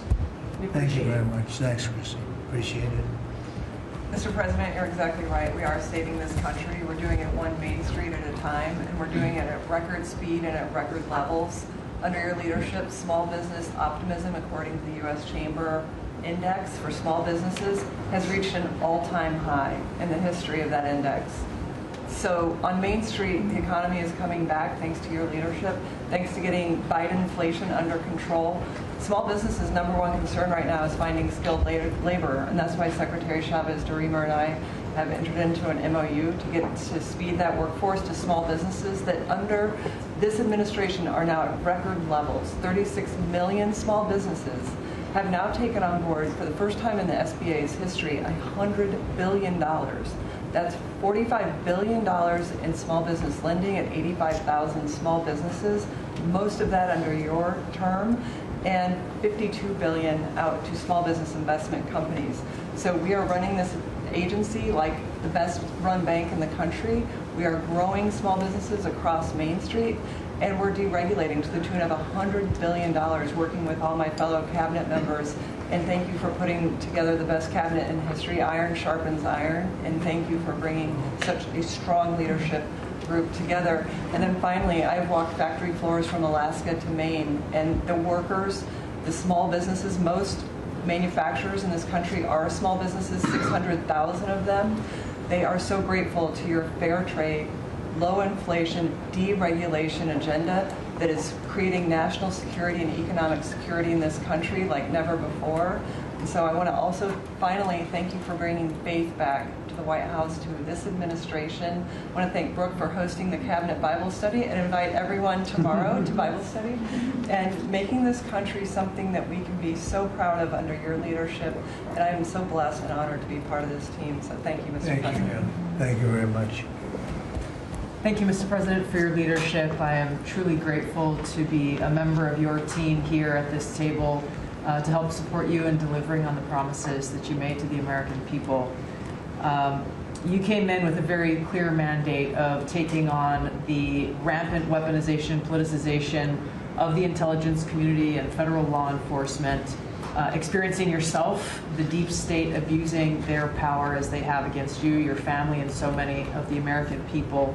Bring out accountability truly for those who have abused their power, making sure that the intelligence community is supporting your efforts in keeping the American people safe, secure, and free, and being the president of peace. I'm grateful to be in this position as your Director of National Intelligence to support you in these efforts, and I'll cover very briefly what we've done over the last year under your leadership and what we look forward to continuing to focus on next year. First of all, under your leadership, again, we've taken on a historic effort for transparency, declassification, and exposing these abuses of power by these deep state actors. We've declassified over 500,000 documents, many of which had never been seen before by the American people, put them online to bring about this level of transparency. We formed a weaponization working group, again, to be able to go after a lot of these abuses of power that have never seen the light of day, to support the accountability that under Pam Bondi's leadership in the Department of Justice is coming about. Secondly, bring about reforms to the intelligence community to make sure that we have the most effective and efficient and focused workforce that's really working on bringing about the priorities you have laid out in ensuring our country's security. And lastly, Mr. President, working with many of our partners here around the table is going after these domestic threats. We have threats coming from both Islamist ideology as well as Islamist terrorists, foreign terrorist organizations, and those who seek to do harm to the American people, many of whom were let in across our borders under the previous administration. We are focused on these tasks and this imperative for the American people, and just appreciate your leadership, Mr. President, in empowering us to be able to conduct this service. Merry Christmas. Thank you very much. Merry Christmas. That's right. Merry Christmas. Say it loud and clear. Lee? Mr. President, your team at the Trump EPA has been crushing it all year to fix the big mess that we inherited and deliver amazing results for the American people. I've had the opportunity to visit all 50 states since confirmation earlier this year, and to hear from real people where they meet, where they live, and to bring their great ideas and their asks back to us to be able to deliver for them. At the Trump EPA, we have proven that you can both protect the environment and grow the economy. On the environmental front, since you were sworn in earlier this year, we have averaged a big environmental accomplishment every single day. On the 100th day, the 200th day, the 300th day of your presidency, each time we released a list of our top 100 environmental accomplishments. That has included a historic LA wildfire cleanup that you ordered us to complete in record time, which we did, and the Army Corps, under the leadership of our great Secretary of War, did their part as well. The federal government completely did all of the work needed to allow these residents and businesses to be able to rebuild, but poor leadership at the local and state level, unfortunately, is still resulting in these property owners unable to rebuild, and it's wrong. We also were able to reach an agreement with Mexico to be able to implement a plan to permanently end a decades-old raw sewage crisis on the southern border with Mexico. And Secretary Rubio and his team, Chris Landau, Ambassador Johnson, they've been amazing to get that done. On the deregulatory front, we have proudly launched a massive blitz that amounts to the largest deregulatory effort by any agency in the history of the United States. To put some perspective on it, in 1 year, at one agency, we will do more deregulation than entire presidencies have done across all agencies. It's incredible. You could go back across 4-year terms, 8-year terms, you've never seen this much deregulation. One agency, 1 year.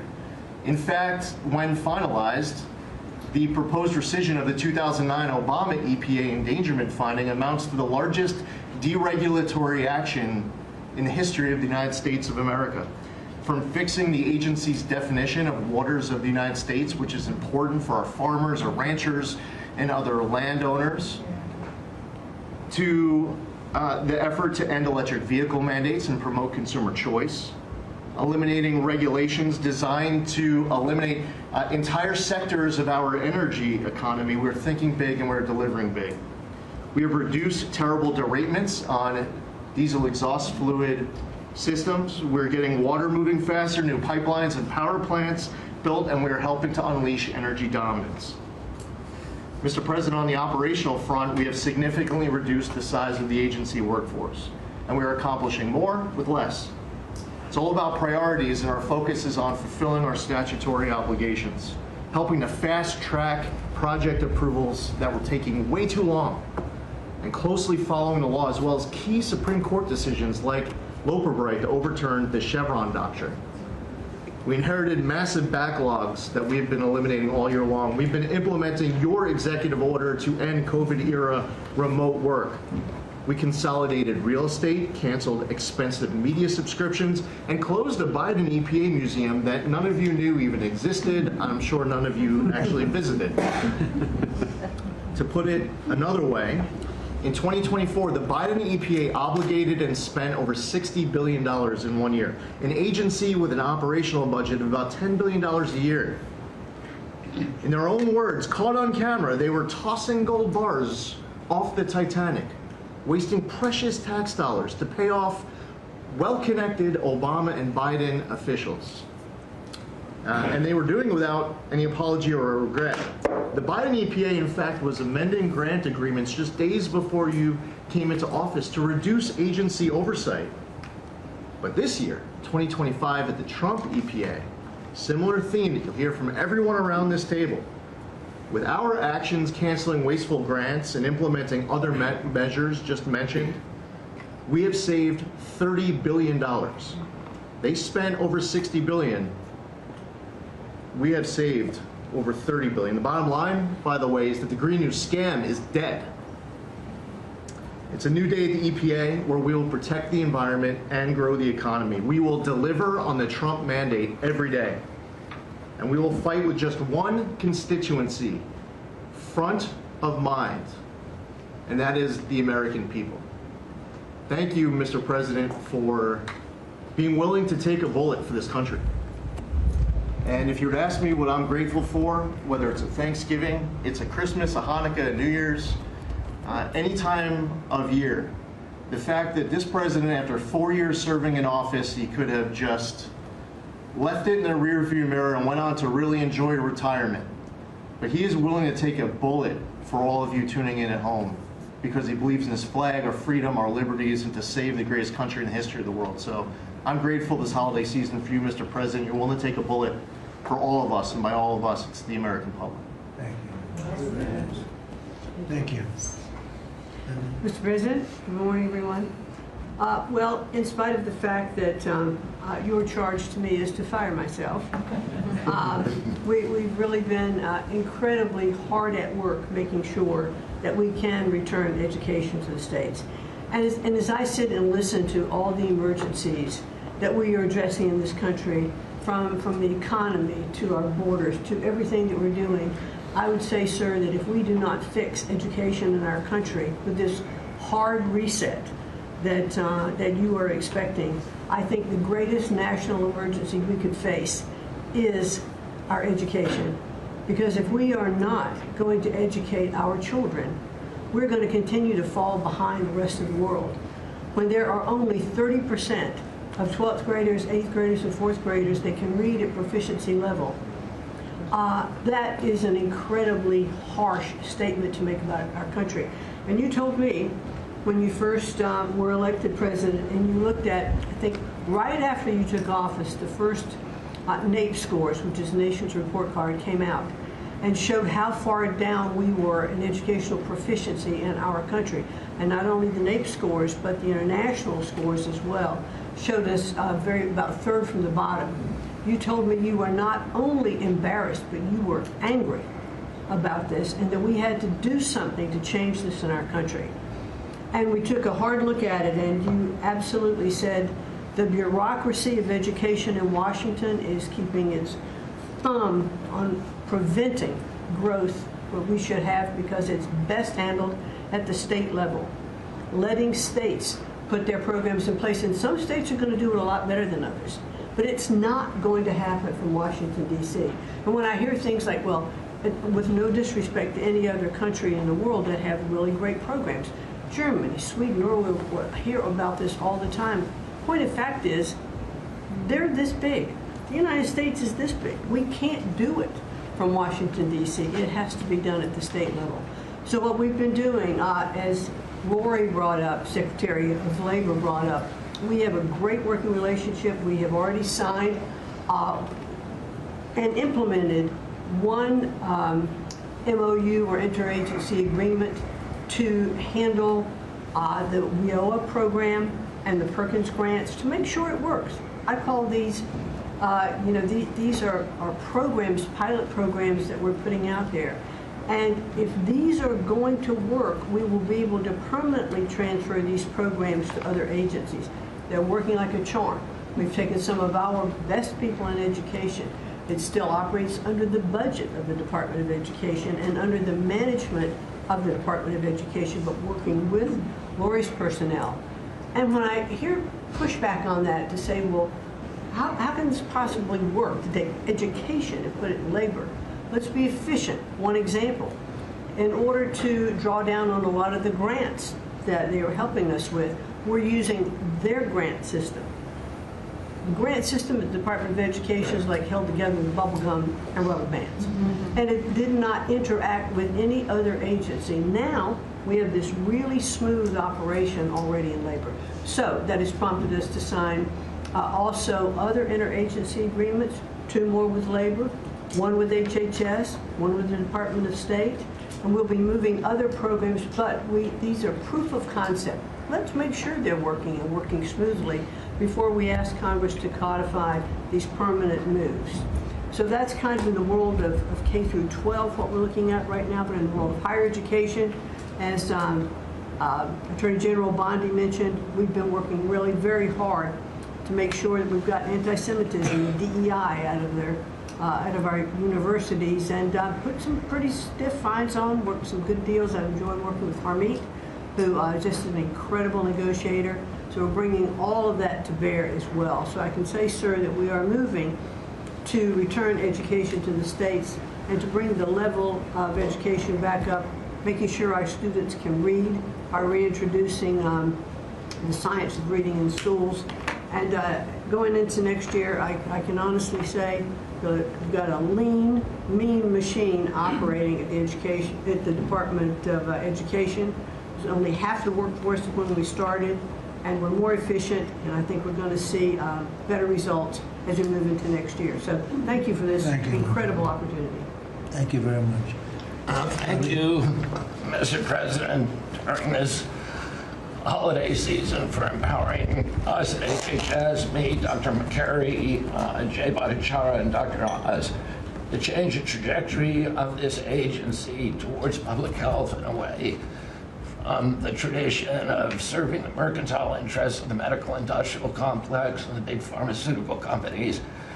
2 weeks ago, we ended, under your leadership, a 20-year war on women by removing the black box warnings from hormone replacement therapy. The medical cartel was telling women that hormone replacement therapy during menopause was dangerous for them. In fact, here's what the science said.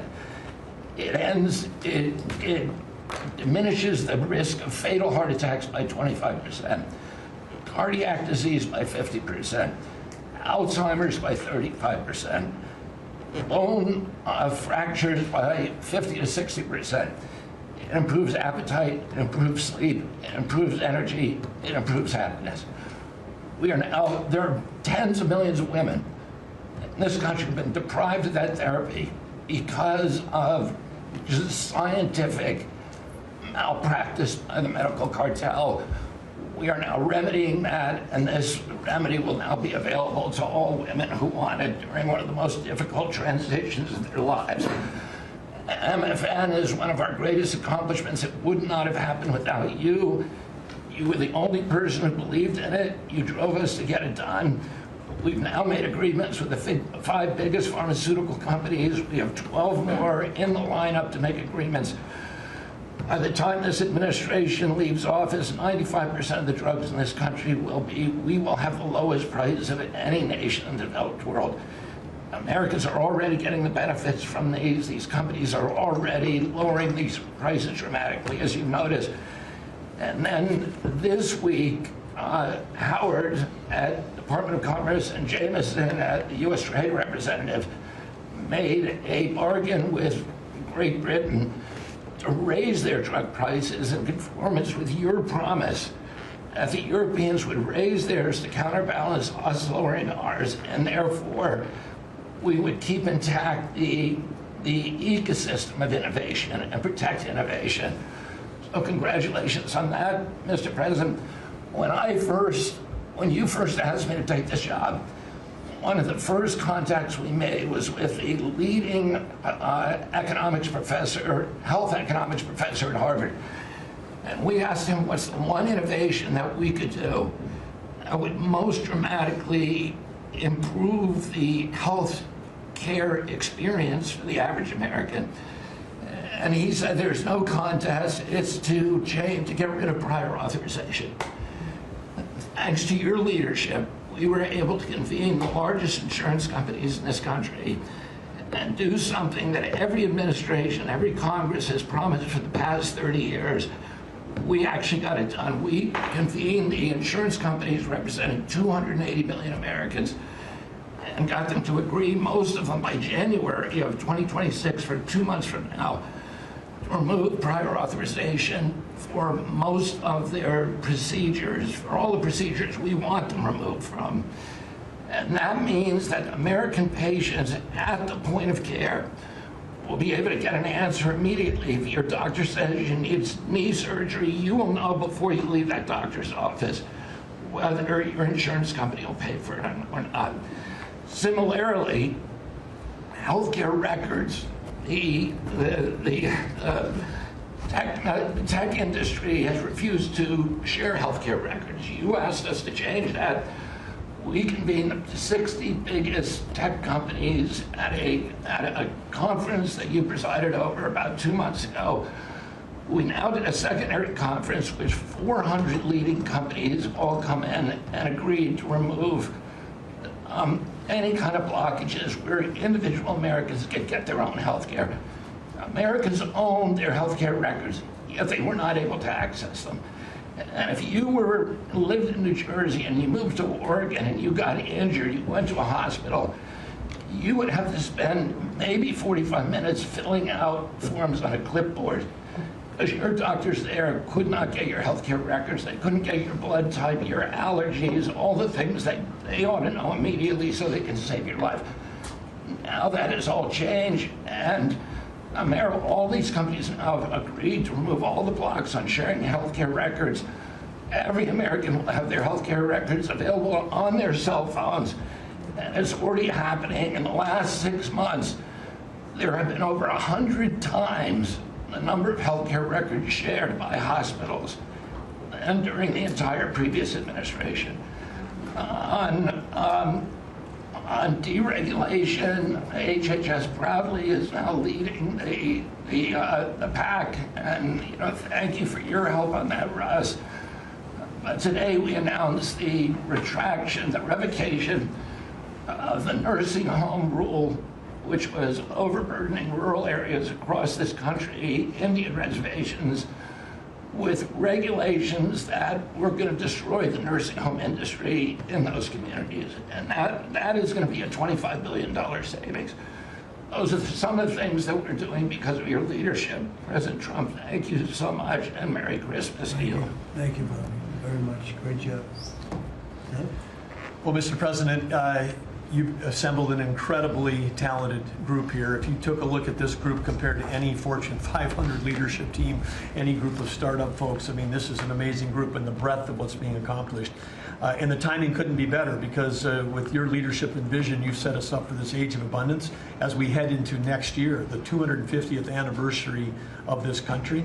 And what are we heading into that year? As we've talked around the table, you've heard about massively lower taxes, massively lower regulation, abundant energy, record capital investment coming in, job growth. I mean, we are set up to really have something to celebrate next year.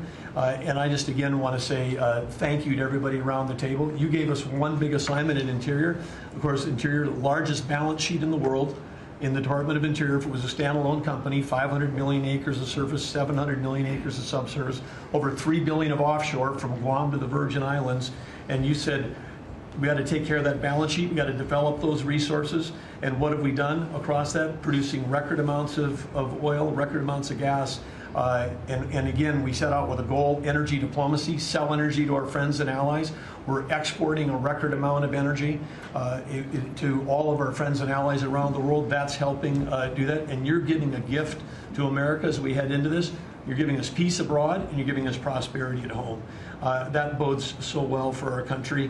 One small little gift that we're giving to all Americans from one teeny part of Interior, which is the national parks, is that not only are we keeping prices low for all American citizens, offering 10 free days for our national parks next year to coincide with our holidays, but also a $100 surcharge for non-residents. That is going to raise hundreds of millions of dollars for helping restore and preserve all of our best parks.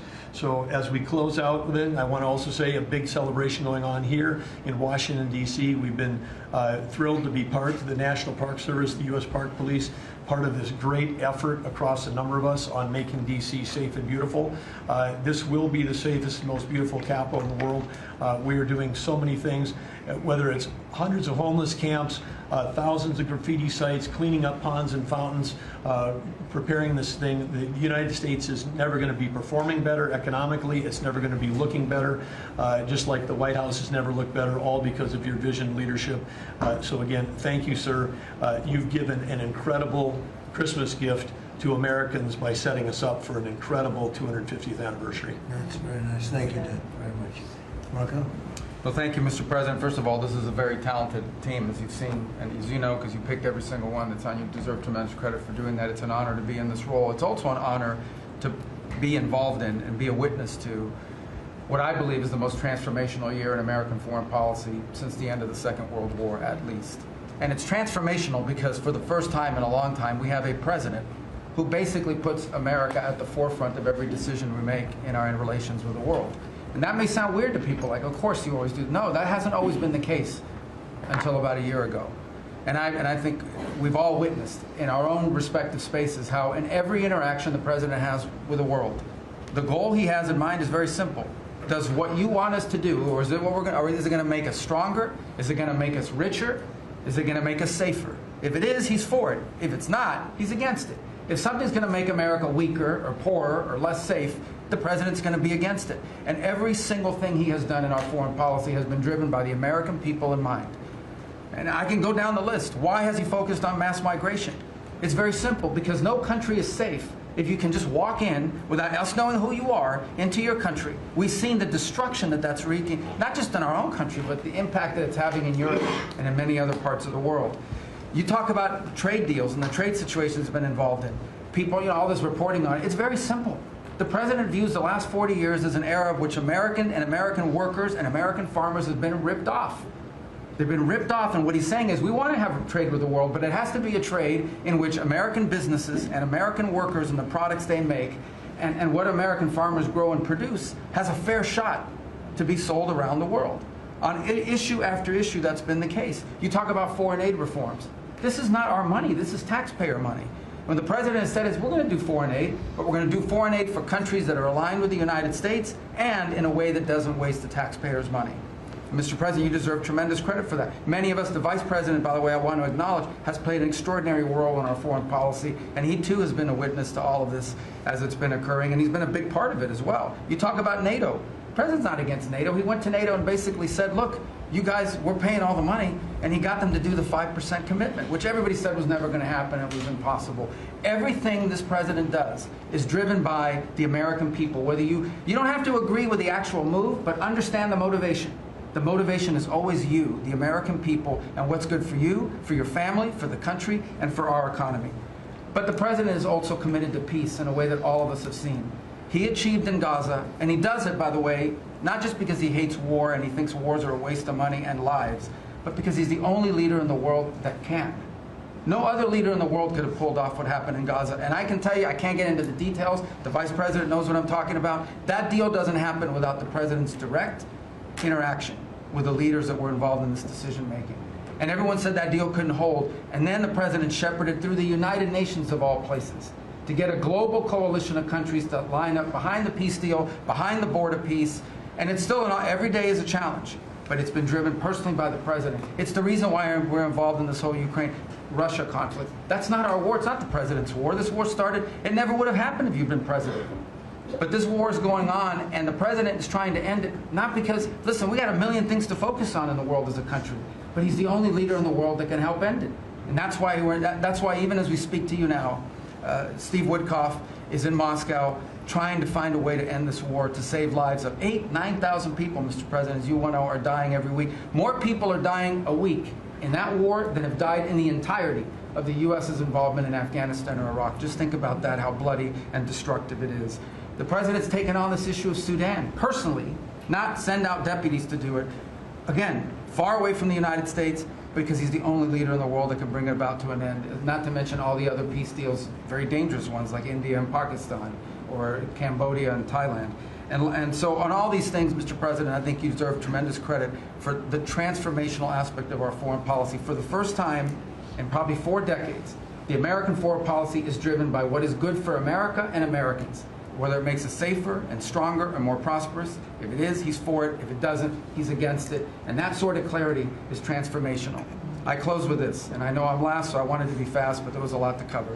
I do want to say this is the most wonderful and magical time of the year.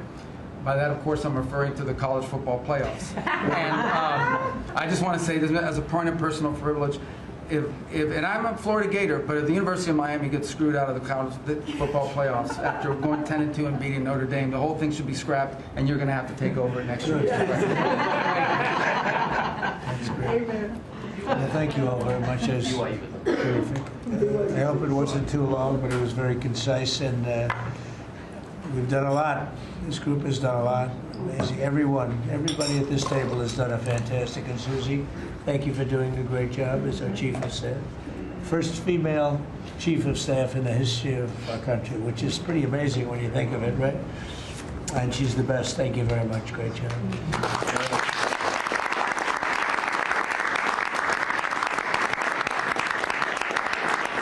So after that, do you want to ask any questions?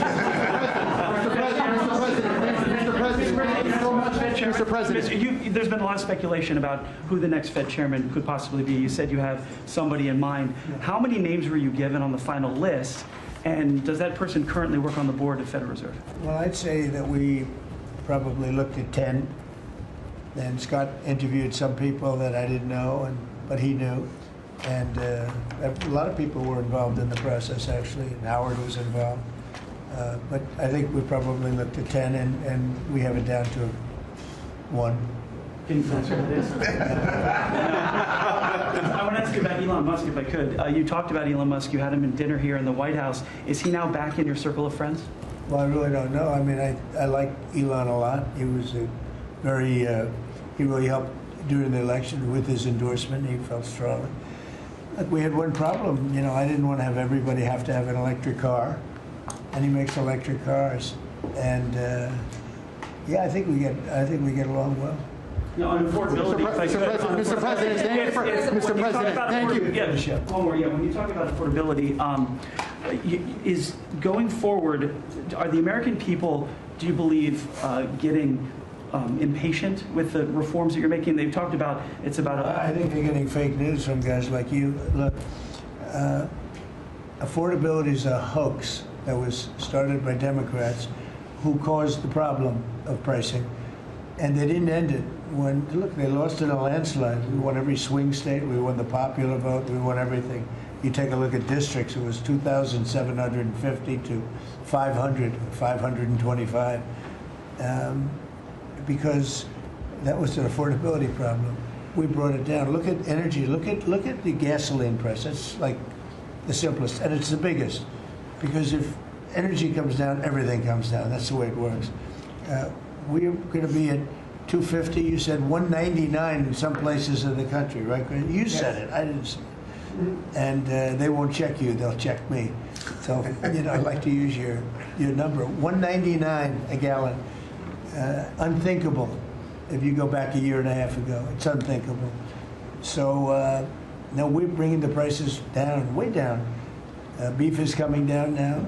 We've done certain magic and beef is coming down.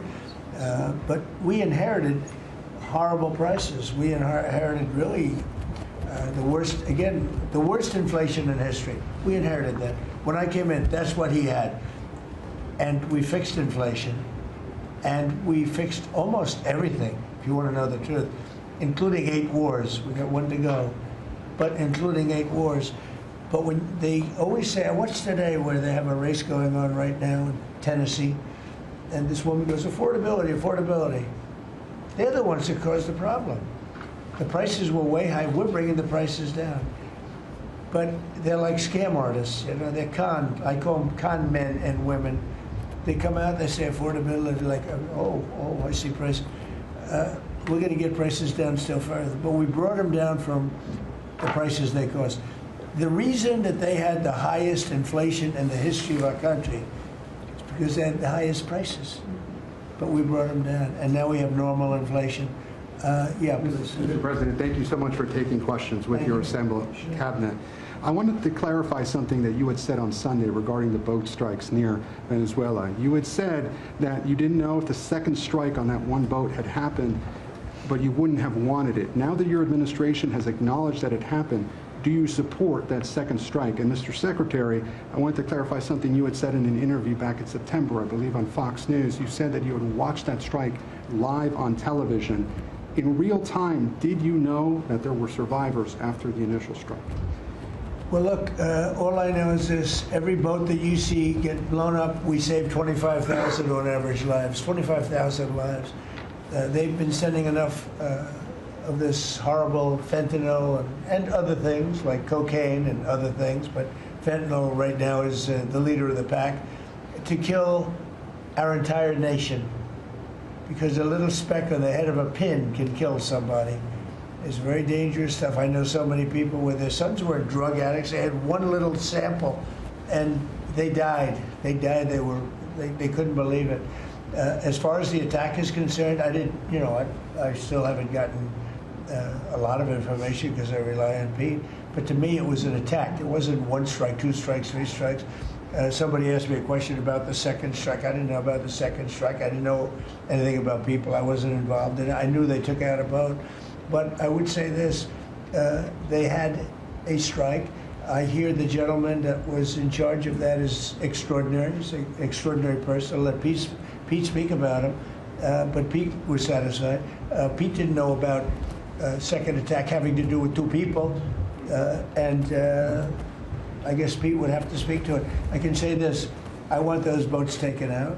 And if we have to, we'll attack on land also, just like we attack on sea. And there's very little coming in by sea. I think we've knocked out over 90% of it. There's very little, and I understand that. There's very little. We're saving hundreds of thousands of lives with those pinpoint attacks. It's an amazing thing when you see a boat going along, and a lot of the press would like to say they're not, you see the boat, they're not maybe drugs. You see these boats. First of all, who has 5 engines on the back of a boat going in weird directions and loaded up with lots of white containers? They're bags of things. No, they've done an amazing job, and Peter's done an amazing job. Pete, you could probably better answer the question. No, you're spot on, sir. I think you got to start with the baseline, which Marco laid out, everybody's laid out. We've got 20 million people invading our country over 4 years. We don't know where they're coming from.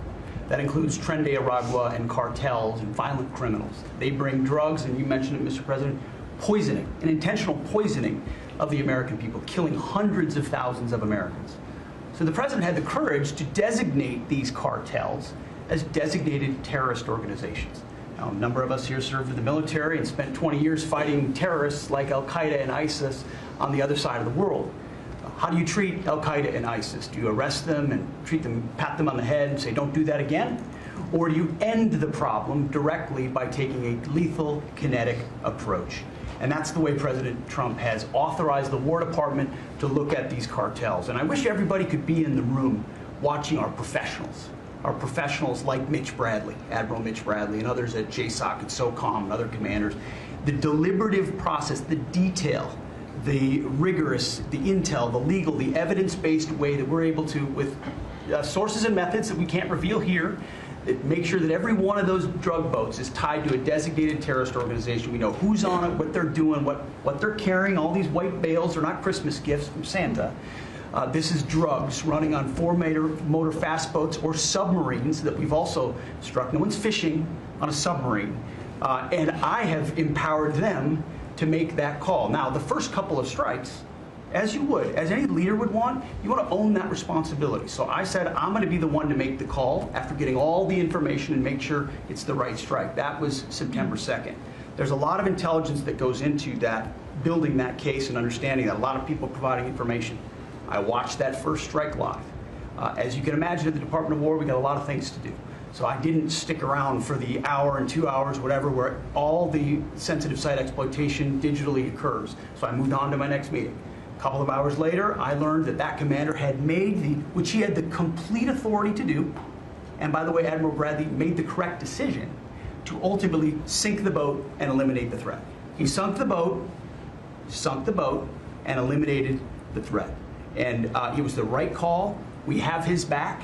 And the American people are safer because narco-terrorists know you can't bring drugs through the water and eventually on land if necessary to the American people. We will eliminate that threat, and we're proud to do it. So you didn't see any survivors, to be clear, after that first strike? You personally? I did not personally see survivors, but I stand, because the thing was on fire. It was exploded in fire or smoke. You can't see anything. You got digital. This is called the fog of war. This is what you in the press don't understand. You sit in your air-conditioned offices or up on Capitol Hill and you nitpick and you plant fake stories in the Washington Post about kill everybody, phrases on anonymous sources not based in anything, not based in any truth at all.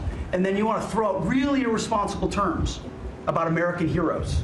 about the judgment that they made. I wrote a whole book on this topic because of what politicians and the press does to warfighters. President Trump has empowered commanders to do what is necessary, which is dark and difficult things in the dead of night on behalf of the American people. We support them, and we will stop the poisoning of the American people. And Mr. Secretary, on the second strike, you said it happened more than an hour after the first. Did I hear it correctly? I couldn't tell you the exact amount of time. Minutes? You went off the room, is what you're saying. I already stated my answer quite clearly. So remember this, we lost last year, I think it was more than that, but people don't like saying it because they always said 100,000, 115,000, numbers we've been hearing for years. So we lost last year more than 200,000 people, dead people, ruined families beyond the 200,000. And those 200,000, that family will never be the same. But these people have killed over 200,000 people, actually killed over 200,000 people last year. And those numbers are down. Those numbers are down. They're way down. And they're down because we're doing these strikes, and we're going to start doing those strikes on land, too. The land is much easier. It's much easier. And we know the routes they take. We know everything about them. We know where they live. We know where the bad ones live. And we're going to start that very soon, too. Mr. President, thank you so much, Mr. President. You know what? When we start that, we're going to drive those numbers down so low. And then you're going to have families be able to live without the fear of their son or daughter just having a pill to have a little fun and ending up dying within a period of 60 seconds, right? No, we're not going to let that happen. We're not going to let it continue to happen. What Biden did to this country by allowing all these people, and I call them animals in many cases, I think they're animals, to come into our country and destroy our country and let all those drugs pour in, let people just walk across the border like it was nothing. You look at them, a lot of them, you say, oh, let's not discriminate. I'm not talking about color. I'm just talking about, you look into the eyes of some of these people, we're smart, and you see a killer. Come on in, just come on in. 11,888 murderers. Many of them committed more than one murder. He allowed them into our country, totally unvetted, totally unchecked. But he also allowed drugs to come in at record numbers, and hundreds of thousands of people a year died. And we're taking those son of a bitches out, Thank you so much, Mr. President, for taking our questions. I think this is the most transparent administration I ever seen. I'm impressed by these people. I'll tell you, how strong are you? You've been holding it for 2 hours. There are very few physically. There are very few people who could do that. I'm very proud of you. What the hell you? I have no idea who you are, but you're strong. Thank you, Mr. President. Mr. President, last week, militia groups in Iraq attacked the Kurdistan region's gas field, the largest gas field, which even the U.S. companies invested in the energy sector in the Kurdistan region. And the Kurdistan Prime Minister requested the United States to provide them some sorts of means and defense system to defending their civilian infrastructure and U.S. investment in the Kurdistan region. Are you willing to providing them the support? And if I had this question, tomorrow the United States is going to open and inaugurate one of the main... louder? Yeah, of course. Is that possible? What? You're the most gentle, beautiful voice, but you're a very gentle person. Go ahead. Just take fewer words and louder. Yeah, sure. I'll repeat my first question. Last week, the Iraqi militia groups attacked one of the largest gas fields in the Kurdistan region of Iraq, which even the U.S. companies have invested in these gas fields. Yeah. And then, are you from Iraq? I'm from Kurdistan, Iraqi Kurdistan. Okay. Yeah. Working for Huda Media Network. And the Kurdistan region prime minister, he requested the United States to providing them some sort of defense system to defending these gas fields and U.S. investment in the Kurdistan region. Are you willing to helping them? Well, we're going to look at it. I heard about it, and I'm hearing about it more now, frankly. It wasn't at the top of my list. It's a very unusual question, I think, but I assumed you're from the area, and to you it's a very important question, and to me it is also, because people are being killed. I will say this, Iraq has been much different in terms of us than they were prior to us taking out the nuclear capability of Iran. Iran has gone down many, many steps in terms of its fear factor. They were the bully of the Middle East, and they're really not the bully of the Middle East anymore. And Iraq was being bullied by Iran. We had a president that thought it was brilliant to blow them up, and they blew them up, and all of a sudden, instead of having a power that was basically equal to Iran, they had Iran ruling the Middle East for a long period of time. But Iraq, from the day we hit them with those B-2 bombers and knocked out and obliterated, because CNN said, well, maybe it wasn't total obliteration. Well, it turned out it was totally obliteration. It was every single one of those missiles hit its target. It was actually amazing, but it was wiped out, totally wiped out. I will tell you, Iraq has been a much friendlier place. They talk to us. The Prime Minister actually nominated me along with about 78 other countries for the Nobel Prize. I'm the only one that was nominated by almost 100 countries that didn't get it. But that's okay. But I saved a lot of lives. I saved a lot of lives. But Iraq nominated us for the Nobel Prize, and that was a great honor. You know, we didn't expect that from Iraq. Iraq has been a much different place since the taking out of Iran the nuclear capability. Yeah, let's get to another question. Here we go. This guy's a beauty. Go ahead. Secretary Rubio mentioned your meetings ongoing in Russia today. Do you have any update from Mr. Wickoff and Mr. Kushner? No, because I've been spending too much time with you. I mean, we're spending a lot of time in here. We wanted to do this you talk about being open and transparent. This has to be the most transparent administration in history. We spent a lot of time answering your questions and giving you a lot of good, good results. I mean, I think everybody here gave you good results. But no, I don't. I will have after I leave here. Or do you hope for a breakthrough, or is it not? I don't know. Look, I don't know. All I can tell you is that we're trying very hard to save 25 to 30,000 people, mostly men, mostly soldiers, every month. 25,000 to 30,000 soldiers. It's impossible. That's half a stadium. Take a big football stadium. Take half of those people in a stadium, and they're wiped out. They're killed every month.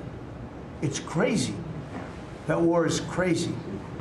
It would have never happened with me, and it didn't happen for 4 years. And you just mentioned potential land strikes. Can you elaborate anything on that? Yeah, I'll elaborate. If they come in through a certain country or any country, or if we think they're building mills for whether it's fentanyl or cocaine. I hear Colombia, the country of Colombia, is making cocaine. They have cocaine manufacturing plants, okay? And then they sell us their cocaine. We appreciate that very much. But yeah, anybody that's doing that and selling it into our country is subject to attack. So not necessarily just Venezuela? No, not just Venezuela, no. Venezuela's been very bad. Venezuela's been really bad in something else, probably worse than most, but a lot of other people do it too. They would send murderers into our country. They would empty their jails into our country. They sent people into our country that we don't want. They sent their drug dealers and their drug people into our country. They sent people from their mental institutions into our country, and we're getting them out. That was bad. That was real bad. And they also sent drugs. Yeah. On Tim Walz, Mr. President, do you think he should resign over the fraud scandal in his state? And who should? Tim Walz, over the fraud scandal in his state. Look, I think the man's a grossly incompetent man. I thought that from the day I watched J.D. destroy him in the debate. I was saying, who was more incompetent, that man or my man?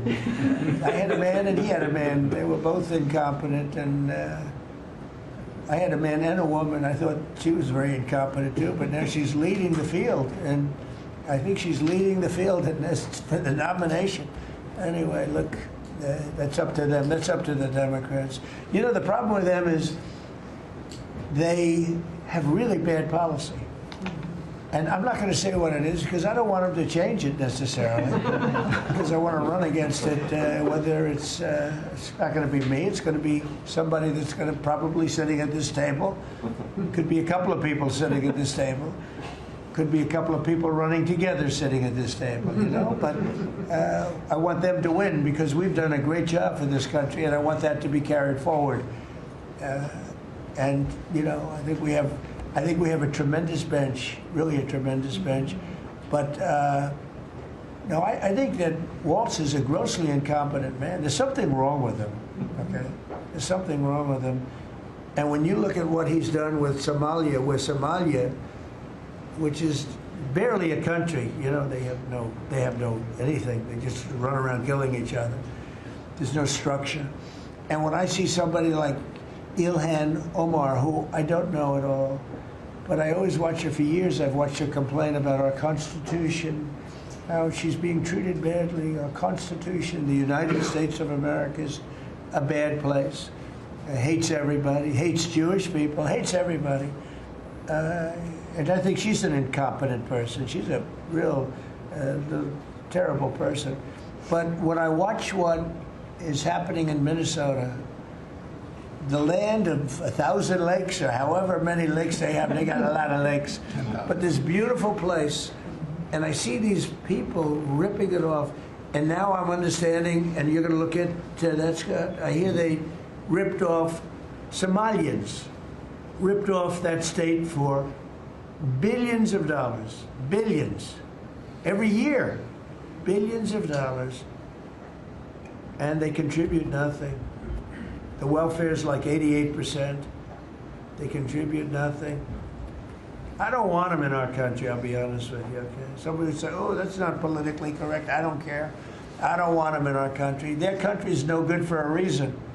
Their country stinks, and we don't want them in our country. I can say that about other countries, too. I can say it about other countries, too. We don't want them to hell. We have to rebuild our country. You know, our country's at a tipping point. We could go bad. We're at a tipping point. I don't know if people mind me saying that, but I'm saying it. We could go one way or the other, and we're going to go the wrong way if we keep taking in garbage into our country. Ilhan Omar is garbage. She's garbage. Her friends are garbage. These aren't people that work. These aren't people that say, let's go, come on, let's make this place great. These are people that do nothing but complain. They complain. And from where they came from, they got nothing. You know, they came from paradise, and they said, this isn't paradise. But when they come from hell, and they complain, and do nothing but bitch, we don't want them in our country. Let them go back to where they came from and fix it. Thank you very much, everybody.